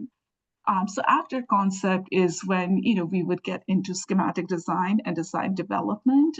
This phase is like where the concept designs would be developed further with more precision, more accuracy, and really like the hope is that like that will help us like get more refinement in the cost estimate. And also it is very crucial phase. That's when many of the permitting processes that we have to go through, including permitting through historic, mass historic, and the town's permitting process. Like all of that will happen towards the end of the design development project process. Then we would like dive into the construction documentation phase, where again, like drawings will be, even more precise and accurate, like because, those drawings and would need to be used for construction. So we would be developing that over the, a period of time. Then, as I mentioned here, towards the end here, bidding and construction is really TBD at this point, depending on, when funding is secured and becomes available. So now moving into the DRC structure, this DRC, the design review process, is really cross-collaborative, DRC across town. This technically, is a building project because, it has a vertical element to it. So, parks cannot really project manage this. This has to follow the building department's processes and guidelines. But regardless of that, because there's so many overlaps, in this project, we have, parks and recreation, we have the preservation aspect, we have the building aspect. So, which is why this will be a select board appointed design review committee. And, so far we have identified representatives from many, like all the boards and commissions. For instance, we have our select board member, David Perlman, who will be, either a chair or the co-chair for the DRC. We have our Park and Rec Commissioner, Clara, who will be on the, the committee for building commission. We have Jason Bowers, Preservation Commissioner. We have Arisa Boyd. And we also have a planning board member, Mark Cirillo, and the planning board member is in this committee really because at some point we would also have to do a design advisory review for planning board in this project, because this project is considered significant enough. And having, Mark there we're hoping is, going to help kind of, move that process along more swiftly. In addition to that, we also have our stakeholders, a representative from Brookline Youth Hockey, Friends of Lars Anderson, and two members of the public. So for the members of public, I'll jump back to the slide again in a bit. The application for the DRC is open right now, and we're very excited. We're seeing a lot of interest right now and already have received several applications, and the DRC application is due on April 27th. So we still have a little bit over 1 week, 1.5 weeks for the applications. And the goal is that, on May 5th, Park and Recreation Commission will hold a special meeting to, review the applications, DRC applications, and provide recommendations to the select board. So going back to the DRC structure, ultimately on May 12th, it's TBD right now, but we're hoping May 12th is when the select board will finally appoint all of the DRC members. And, on May 18th, we'll dive right to our first DRC meeting.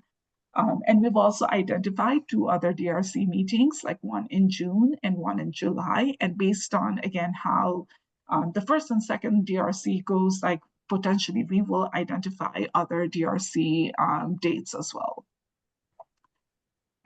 So let's see, that's essentially where we are right now. We're, really just kicking off the process. We're excited to dive in. Happy to answer any questions right now.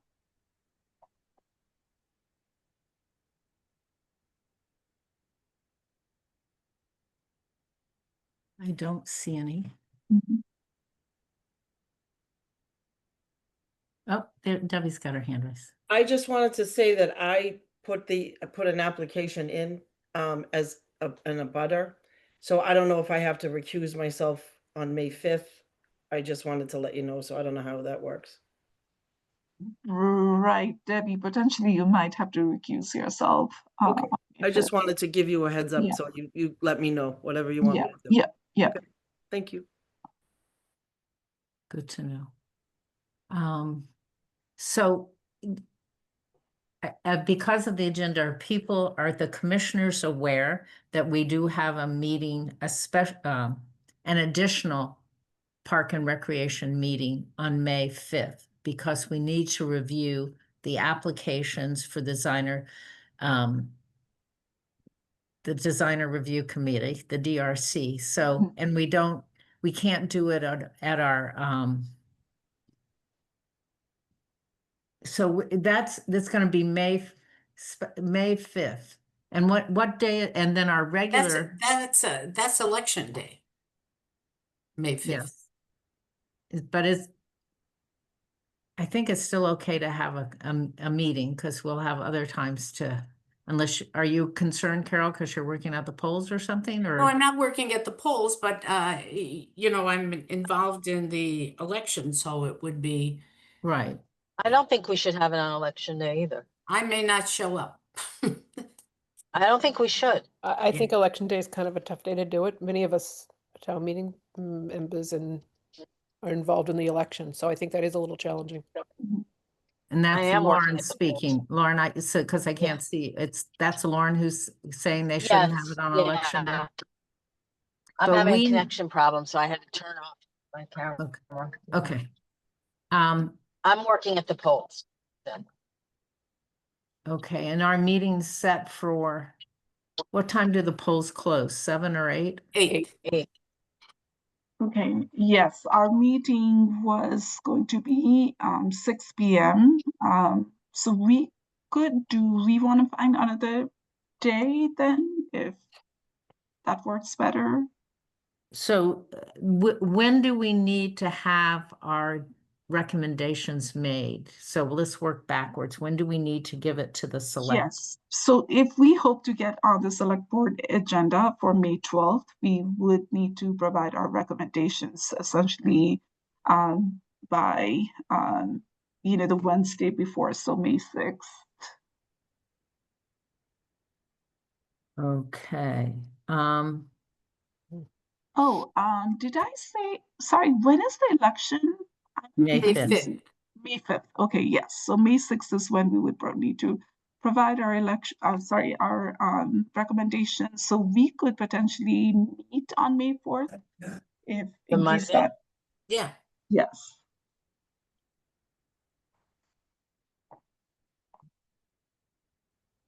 So, do people want to suggest another day? We're thinking we can get it done in an hour, Mhm. Well, an well, hour what and a about May half. 4th? Well, what about May 4th? Monday, May 4th. I Um, think that works for me. If we could do it at 7, that would be great. Yeah. Yeah, so Okay. So 7 o'clock on the 4th? no, 6, it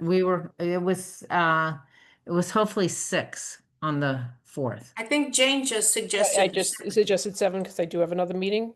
I would prefer 7 if we could. I have another meeting 5:30 to 7. Okay. I mean, we have to have a quorum. I'm babysitting grandchildren that night, so I think I can, depending on how many people need to be picked up and dropped off, I think I'll be able to make it, but we'll see. Okay, so we're changing that. And we want it at 7. Does that work for staff? Neely and Tim and Lori, will you be there? We'll make that work. Yep. We can make it work. That works. Okay, thanks. Okay, so we're gonna do it on the 4th Mhm. at 7. Yes. And Thank you so much. Lori, you'll send out invites for the Zoom invites? Yeah, I'll schedule everything and now this is not a public meeting, so we don't need to post it, correct? This Oh, I would think be, You do need to Okay, we post do. because Okay, we'll have okay. quorum. Yep. Got it. Okay, so I'll make sure it's posted on Civic Engage and get the Zoom and get the information out to all of you. And so we'll need, maybe by the Friday before, when are the applications due? 'Cause April we'll need- 27th. Okay, so you'll just send us, after you collect them all, you'll send us Exactly. the applications Yep. to review Yep, we will send everything on the April 28th or 28th. thereabouts, so we'll have plenty of time. Right. That's great. Okay, Right. so it is now set for, all right. Mainly one question, how are the applications getting to people? Like, is it just people who are interested or? So we sent out mail, posted mails to the neighborhood around the park. And we are also advertising it in different avenues, social media, our website, and also we'll at some point we'll be doing a blast to the town meeting members. So we're trying to circulate this as much as possible. So if you all could also circulate to your networks, like that will be really helpful as well. Tim, maybe it could go out to people who use the rink frequently, like skaters who have memberships or like use it frequently. I don't know. I just think people who are big users of the rink would maybe be interested. Yep. Just a thought. Are you sending it to team members who play there from the We've families sent it of- to the Brookline Youth Hockey community, our contacts Okay. within there. So I know it's Great. gone out to their folks at minimum. We can, I'm not sure if we keep kind of the user data when it comes to emails just because of the daily pass rates, but I can talk to my team, see what we have. So it's a great idea. All right, thank you for that. And Mealy, thank you very much for the update. It's nice to see things moving along. Absolutely, thank you. Okay, and the next we have the recreation update from Tim. All right.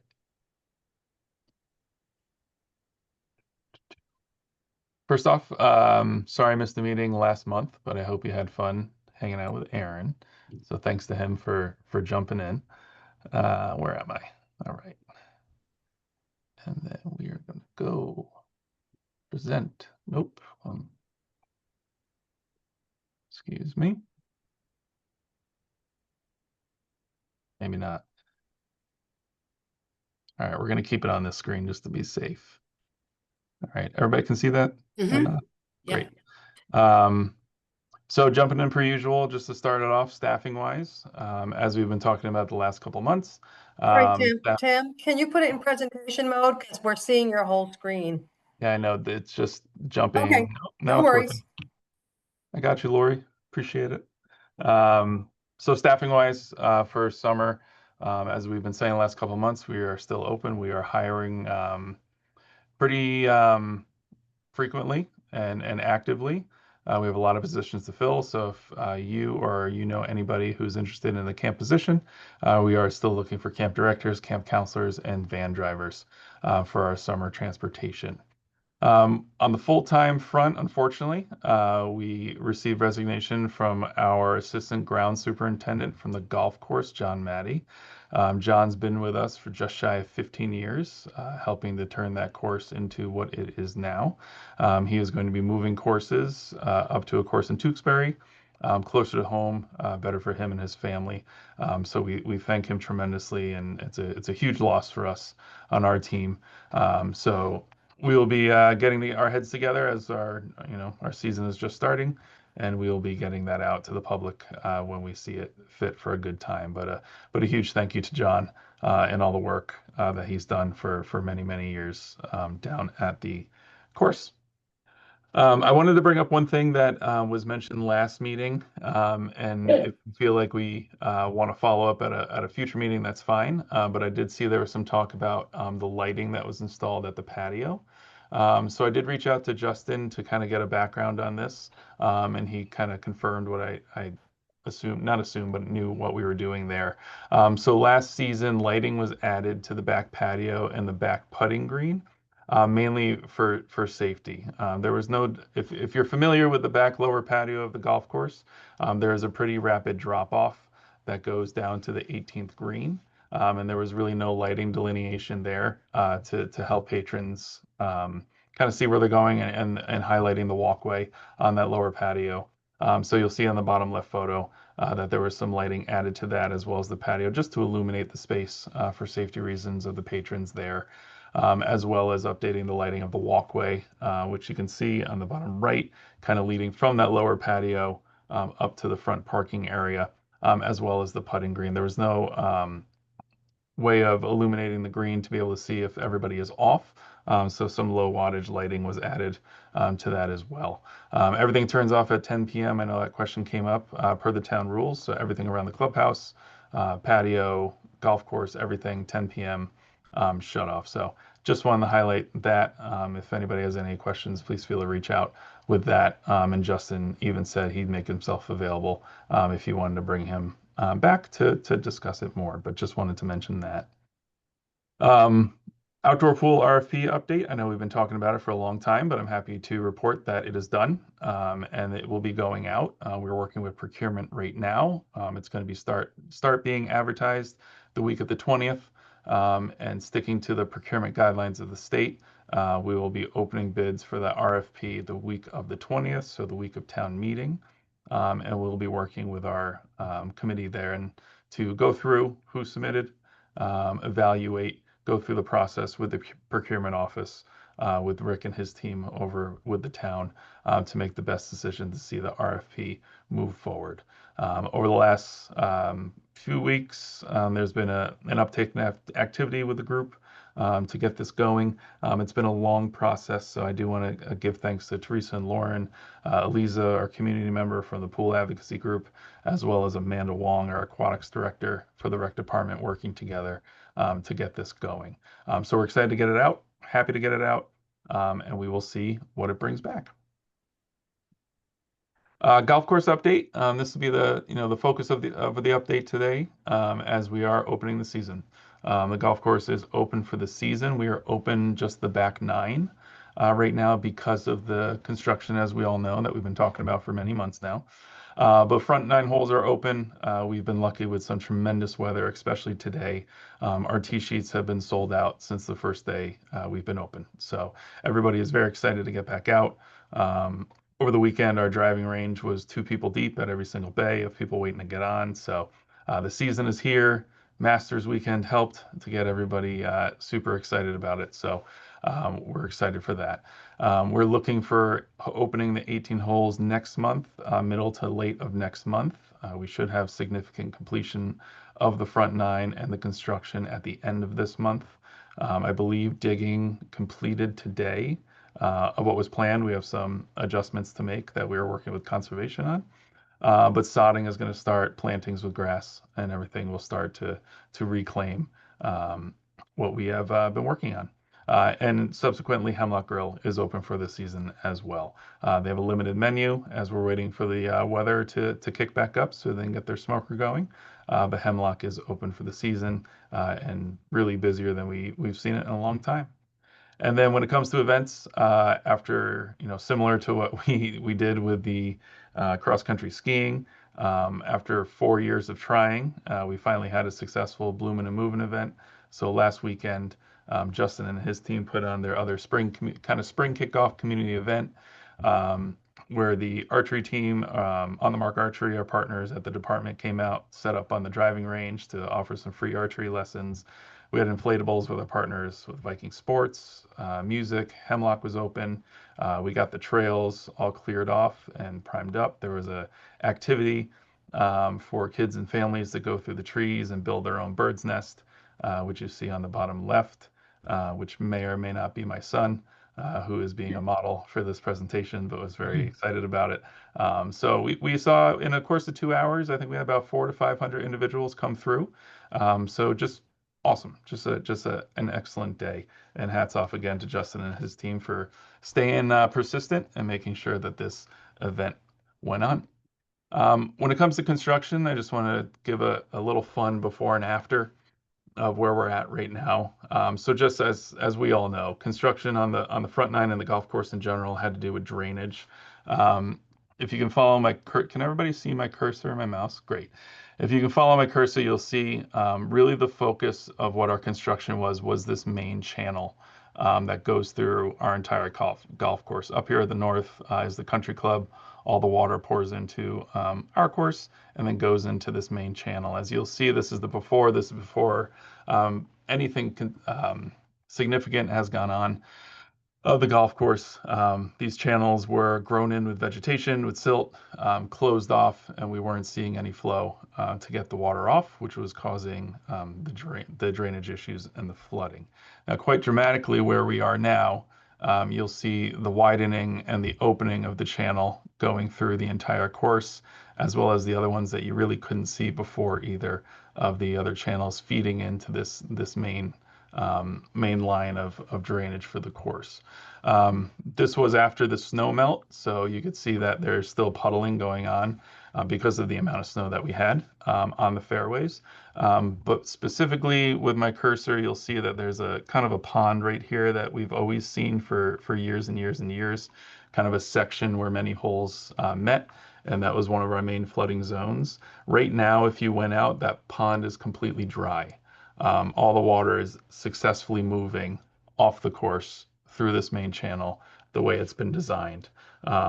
Mike Murphy, who's been our superintendent for over 20 years, I was out there with him the other day. He said this is the first time that he's seen that area. He's seen the bottom of that area. So proof and concept, it's working. Very, very excited for it. The ground is firm, which is even more exciting. So the team is out there now actively taking care of the grass that they can. So we are just thrilled with it and excited to open it up back to the public in about a month. Staying with the golf course, you may think this is the country club. This is actually a really good picture of Putterham, of our golf course.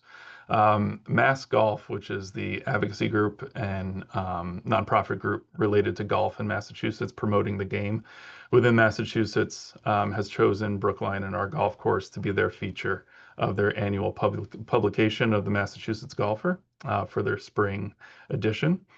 So they came out this past fall, took some beautiful shots, and produced a magazine featuring the golf course, featuring Justin, his entire team, featuring Hemlock, featuring the town, and the investment that is going into the golf course. So that just got released last week. I have on order all copies for you all, so you'll all receive a copy to read through it. But a tremendous highlight of the team here, of the golf course, and the potential that everybody sees and we're seeing now with the construction. So a really, really cool uplifting start to the season to see this on the shelves, and everybody who is a subscriber and member of Mass Golf received it as well. So word is getting out on that. So that is coming to you all to enjoy. As mentioned a couple months ago, the Massachusetts Recreation and Parks Association State Conference took place last month, and Brookline was very well represented, which is, from my perspective as director with my team, just a tremendous honor to be able to really brag about our employees, but also see the great work that we're doing and be able to promote it on what we see as our biggest stage with the state. So, top right, as we know, we were honored again to be mentioned and to be recognized for the Regional Impact of the Year award for our region in Brookline Adult and Community Ed. So receiving recognition for that, making sure that that program continued. So that top right, seeing a lot of our team who was able to make it for that luncheon to accept that award. But more so, our team was also really well represented across sessions and continuing education sessions. So bottom right, a little candid photo of Aaron, who was lead of really all the activity for about 2 days straight. So emceeing the events with the award ceremony, but also many other things that took place over the course of the conference. Not pictured here are aquatics director Amanda Wong led a session about aquatics, about programming within aquatics facilities, really highlighting the not usual things that she does down there about water safety days and classes, and looking at the use of aquatics facilities in a different light. So a wonderful session led by Amanda, who she actually presented with Sharon Locke of Weston and also Kevin Bailey of Medford, both who were also Brookline Rec employees in a previous time. So we had 3 Brookliners presenting on aquatics. And then I had the opportunity there, bottom left, to talk to our new professional group about the basics of budgets when it comes to municipalities. So just overall, front to back with the association's conference this year, Brookline was really well represented, and I'm super proud of the team and how they showed up and really made their passion known about what they do and able to share the great work that we are doing.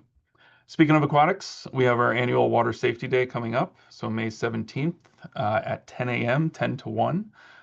We open the Aquatic Center free to all residents who want to come in. We will be fully staffed with lifeguards as well as administration staff to really teach water safety, both in the water as well as out of the water. So quick first aid CPR lessons, general education areas for kids and families to learn about water safety, and then swim lessons and actual lessons inside the water, in the water with our staff. A great highlight that we always have yearly over at the Aquatic Center, a great thing to kick off, especially heading into the spring and summer months, to refresh ourselves and the community on water safety. So if you're around and you want to stop in, May 17th from 10 a.m. to 1, and again, it is free. And then the last thing, just to finish it off, this past weekend, the department partnered with Viking Sports, our great partners in town, to run the first annual 5K, Brookline Fun Run and 5K with Viking Sports. This was a program that we've been talking about with Viking for a while, and all the money raised is going directly to benefit the scholarship program here at the department. So as we've been talking for a long time about diversifying the revenue streams, especially to support the scholarship program and the equity initiative of the department, Viking stepped up and heard the call and put this on for us in partnership with us. So we had over 200 runners, even more families coming out enjoying the day. Besides the race, Viking brought all their inflatables. We had music. Duncan, donated donuts and coffee. Just a really, really fun day on Sunday down at Cypress Field over at the high school, and a really good success. So a big thank you to Viking, a big thank you to all the sponsors. They were able to gather through the chamber and through all of their partners that came out to support the scholarship program and what we're doing here at the Recreation Department. That's all I got.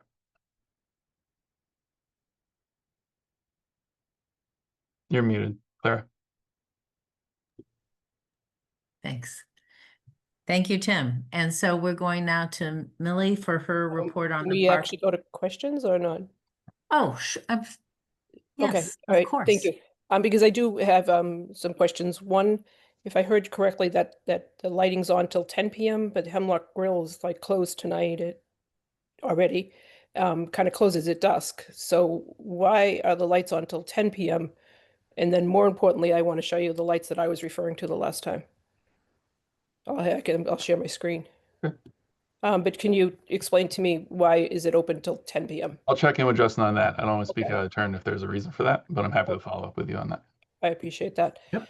So these are pictures taken by neighbors of the who live pretty. Okay, I'm trying to get to this sharing the screen, but now I get to get the zoom. And this is annoying. Trying to share the pictures, and okay, so you got to get to where they are on my desktop, but they're quite different. And it's actually the clubhouse is lit and the maintenance shed is lit well after midnight. And I have actually checked this out myself multiple times just to make sure that, there's not some discrepancy in that. And I can't seem to share them. Oh, there it is. So there's the clubhouse. And this is on a rainy night, obviously. Whoops. And this is well after midnight. Sorry, I'm trying to get rid of that. This is nightly. And so that is not lit for safety for golfers that are out there. Yeah. I did check this out with a neighbor just to, and I have said this has been coming to me from people who live in the area. And I said, let me go out and check myself. I happen to be a night owl, went over, and it was pretty shocking. So I just want to say that's one picture. And the other picture is the maintenance shed. And one of the things that people have told me is this is the maintenance shed, and this is also all night. And people have said to me, it's interesting because if you walk Puttingham Woods, which is obviously a wonderful addition, a great thing, this is actually shining right into Puttingham Woods. So I just want to mention that's the lights I was referring to. Okay. And I also don't know why lights would be on well past Hemlock Grill being open. So I just want to say that. I do want to say congratulations because I did get Mass Golfer. There you go. And it was very nice to see Puttingham Woods featured in that. I do want to say that. So congratulations on that. And thank you for all the other work you do. But I just, like the lights issue is just something, as a town meeting member, I get regular calls on that issue. So I just want to bring it up for that reason. So thank you. I can definitely follow up with you, Jane. All right, Happy thank to. you. Yep. Actually, am I muted? Tim, it would be nice when we have public questions, maybe you could just give an update at our next regular meeting, so since they've been raised and it's part of the public record, it'd be nice to get the answer. Absolutely. Thank you. And Debbie, you have your hand up. Yeah, I just wanted to add to that. One time I think I mentioned about the lights at that one of the second one that Jane showed, and it was something to do with safety. And I mean, even if there were motion lights there, if you're worried about whatever, I mean, motion lights would only come on if somebody went back there. And that's what I know as a police officer, that's what we suggest to homeowners, to businesses, and it's a great deterrent if safety is a reason. Yeah. Thank you. And Jen Pastor actually has come out to this precincts very specifically about safety, and because there are bright lights around, and talked about the fact of motion lights. So David, thank you for adding that. I appreciate it. Thanks. Those are really good questions. Thank you. Any other questions? Okay, so we'll move on to Millie and her Park and Open Space Division presentation. Yes, happy to walk through this the Parks and Open Space Division update for this month. First of all, starting off with staffing, we have a few open positions. So again, it's that time of the year for us as well to hire our seasonal staff and seasonal rangers. So again, like this, if you all know anyone, this is a great program to apply to for the summer. Our forestry supervisor position is still currently open, and unfortunately, we now are also looking for a mechanical equipment operator. I'll start off with project updates and with construction updates. First off, Pierce Playground, the work on geothermal well is still ongoing. So once that is complete, the contractor will get into the site work. Hopefully that will be sometime this summer, but as of right now, they've been working mostly on the geothermal well. Amory Playground, a lot of exciting things are happening this month. Housepond Boardwalk and Amory Woods Boardwalk, the installation of decking is more or less complete for the Housepond area. And as you can see here in the images, the railings are up now, and the contractor will be continuing to wrap that up in the next few weeks. And for Amory Woods, the beams and joists are complete, and the contractors will be starting the decking work. Likewise, for site work, the full mobilization for site work started this week, and the contractors are going to be focused on really fine grading, setting the sub base so that asphalt and paving can be done later this month.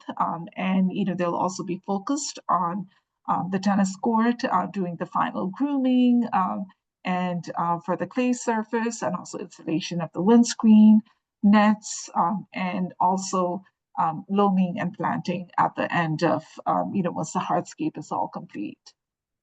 Likewise, in parallel to all of that, comfort station work is also going on. So you can see, if you drive by Amory is fully buzzing and full on active construction site right now. So comfort station, the demo work is almost complete, and the contractor will be now moving on to the utility work and concrete work, like slab work for the floors of the of the building will be starting up fairly soon as well. Schick Park is also fully under construction right now. The play equipment installation is ongoing, and they're very close to being done. And we're hoping that that would be completed next week. And shortly after that, again, depending on weather and all that, the contractor will prepare the sub base and get the poured in place rubber, the surface ready for installation of poured in place rubber. And they will also be focusing on paving for the basketball court, new concrete steps, and concrete paving, and remaining of the site work will continue.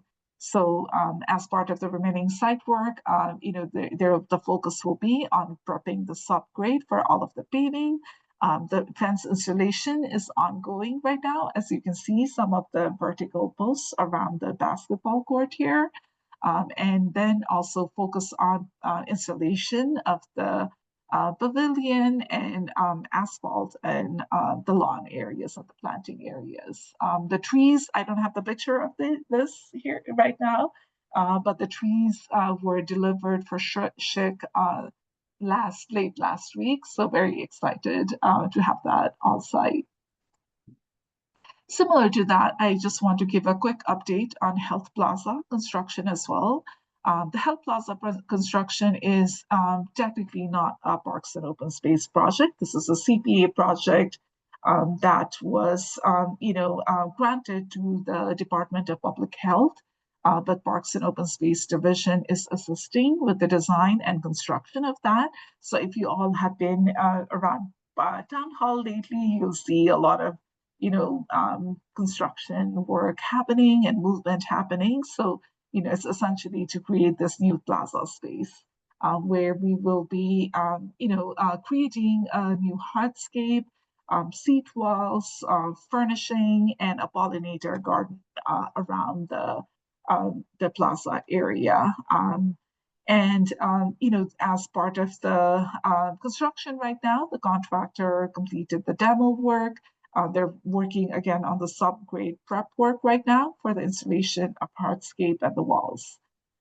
There will be planting towards, the further larger trees, larger plant materials towards end of April and early May.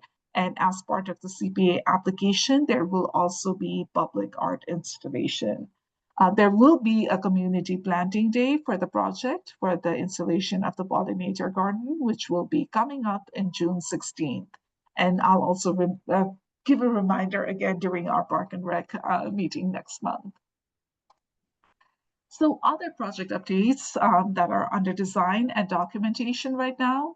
Monmouth Park, we received several bids, which is very exciting to see.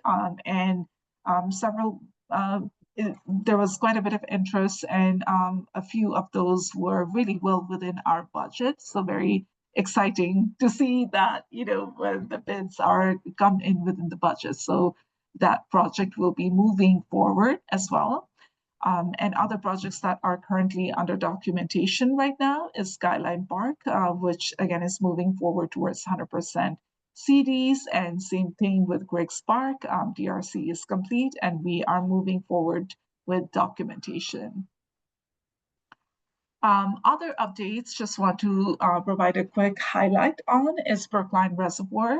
As you all recall, like the algal bloom at the reservoir had been an ongoing issue for the last summer, and the engineering and transportation division has now brought in a consultant on board, Brown and Caldwell, who's our consultant, who will be consistently over the next several months until November doing water quality sampling and monitoring.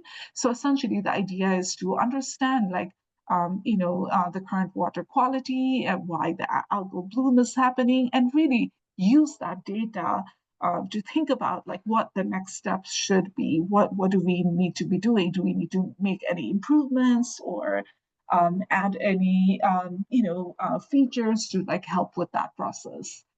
So in the next several months through November, you'll see if you go to the reservoir that there will be a small equipment almost that looks like a buoy that's going to be in the reservoir that will be taking the water quality sampling. And the idea is that the data will be acquired every 15 minutes starting from April 23rd through November for the next 8 months. And like I mentioned, that's the data we'll be using to think about the next steps and if there's any solutions. Events, very exciting that as our previous years, Stewardship Sundays will be kicking off this year at Dane Park. So these are the several dates that we've identified. Typically it's on some, as the name says, on Sundays, 10 to 12 p.m. where either the team of volunteers along with staff from DPW will be looking at rebuilding the trails and removing some invasive plants. And finally, Springfest, as I had also mentioned last month, May 30th is the day on Saturday. So just again, a reminder to mark your calendars, save the date. It'll be another fun DPW event, and we're going to be very excited for another year of successful events. So looking forward to seeing you all out there. And that's it on my updates. Any questions?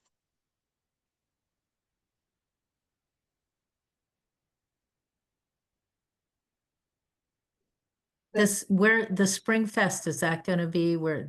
Allerton Overlook, same as last year. Is Hopefully that it doesn't rain. Is that ad up on your website? It should be. Okay. Teresa, you have your hand raised and you're also muted, but so go ahead. Yes. Hi.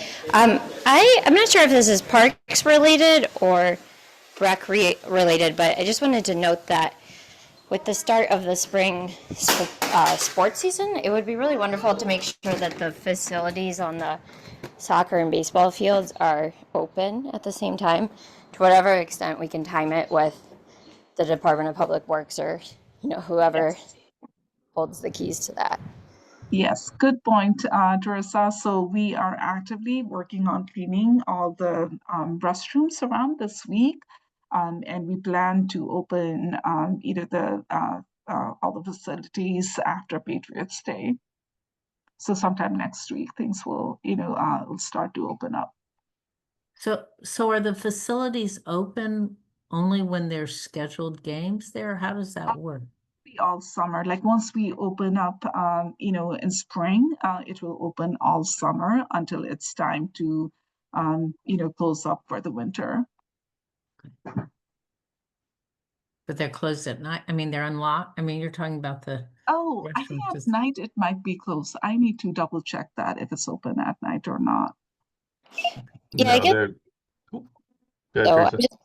I was just going to make the point that if we're opening the fields and have hundreds of families out there Yeah. for soccer games, that we should next year maybe time the opening of the facilities at the same time as that, because there's, all the kids Yeah, out there absolutely. playing. Yeah. Absolutely. And Tim, you were going to add something, Tim? I was just going to say they're on a timer, so I believe they're locked overnight. Yes. Any other questions? Teresa, your hand's still raised, but I assume you asked your, okay, hands down. Thank you. Thank you. Okay, thanks, Millie. And the next on our is boards and subcommittees updates. You've gotten the update on the rink. How's that going? And the pool study.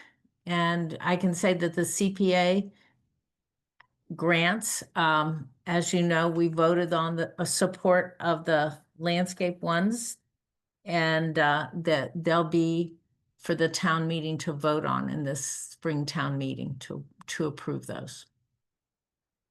Any other committees people want to report on or make any statements? I don't want to report on it. I just actually have a question because I get asked about it. Is the Green Dog Program? I know you have a long list, Mealy. I'm just wondering, do you know when we might begin to pull that together?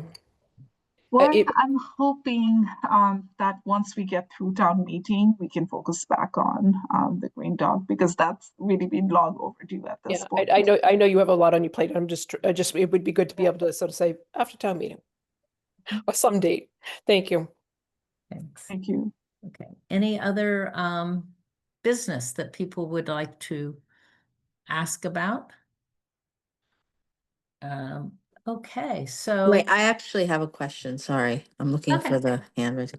Tim, do you have a ballpark estimate number of how many kids, since its inception, the Equity Initiative has enrolled?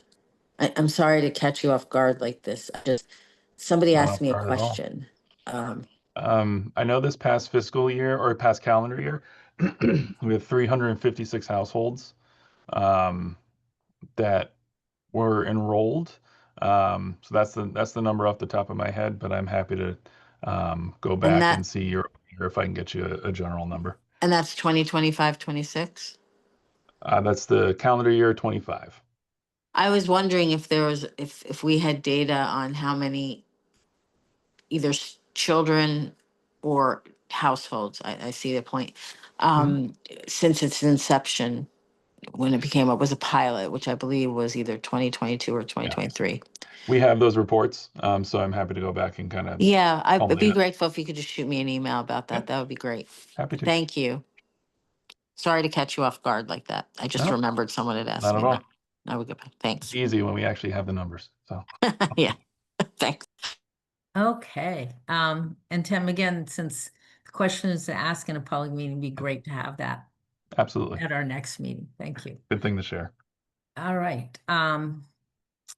If there's no other business, do I have a motion to adjourn? Everybody wants to stay here. So Everybody- moved. Thank you. Thank you, Lauren. Do I have a second for the? Second, Thank you, Carol. Okay. I guess I need to take a vote on this because we're on Zoom. Carol, yes.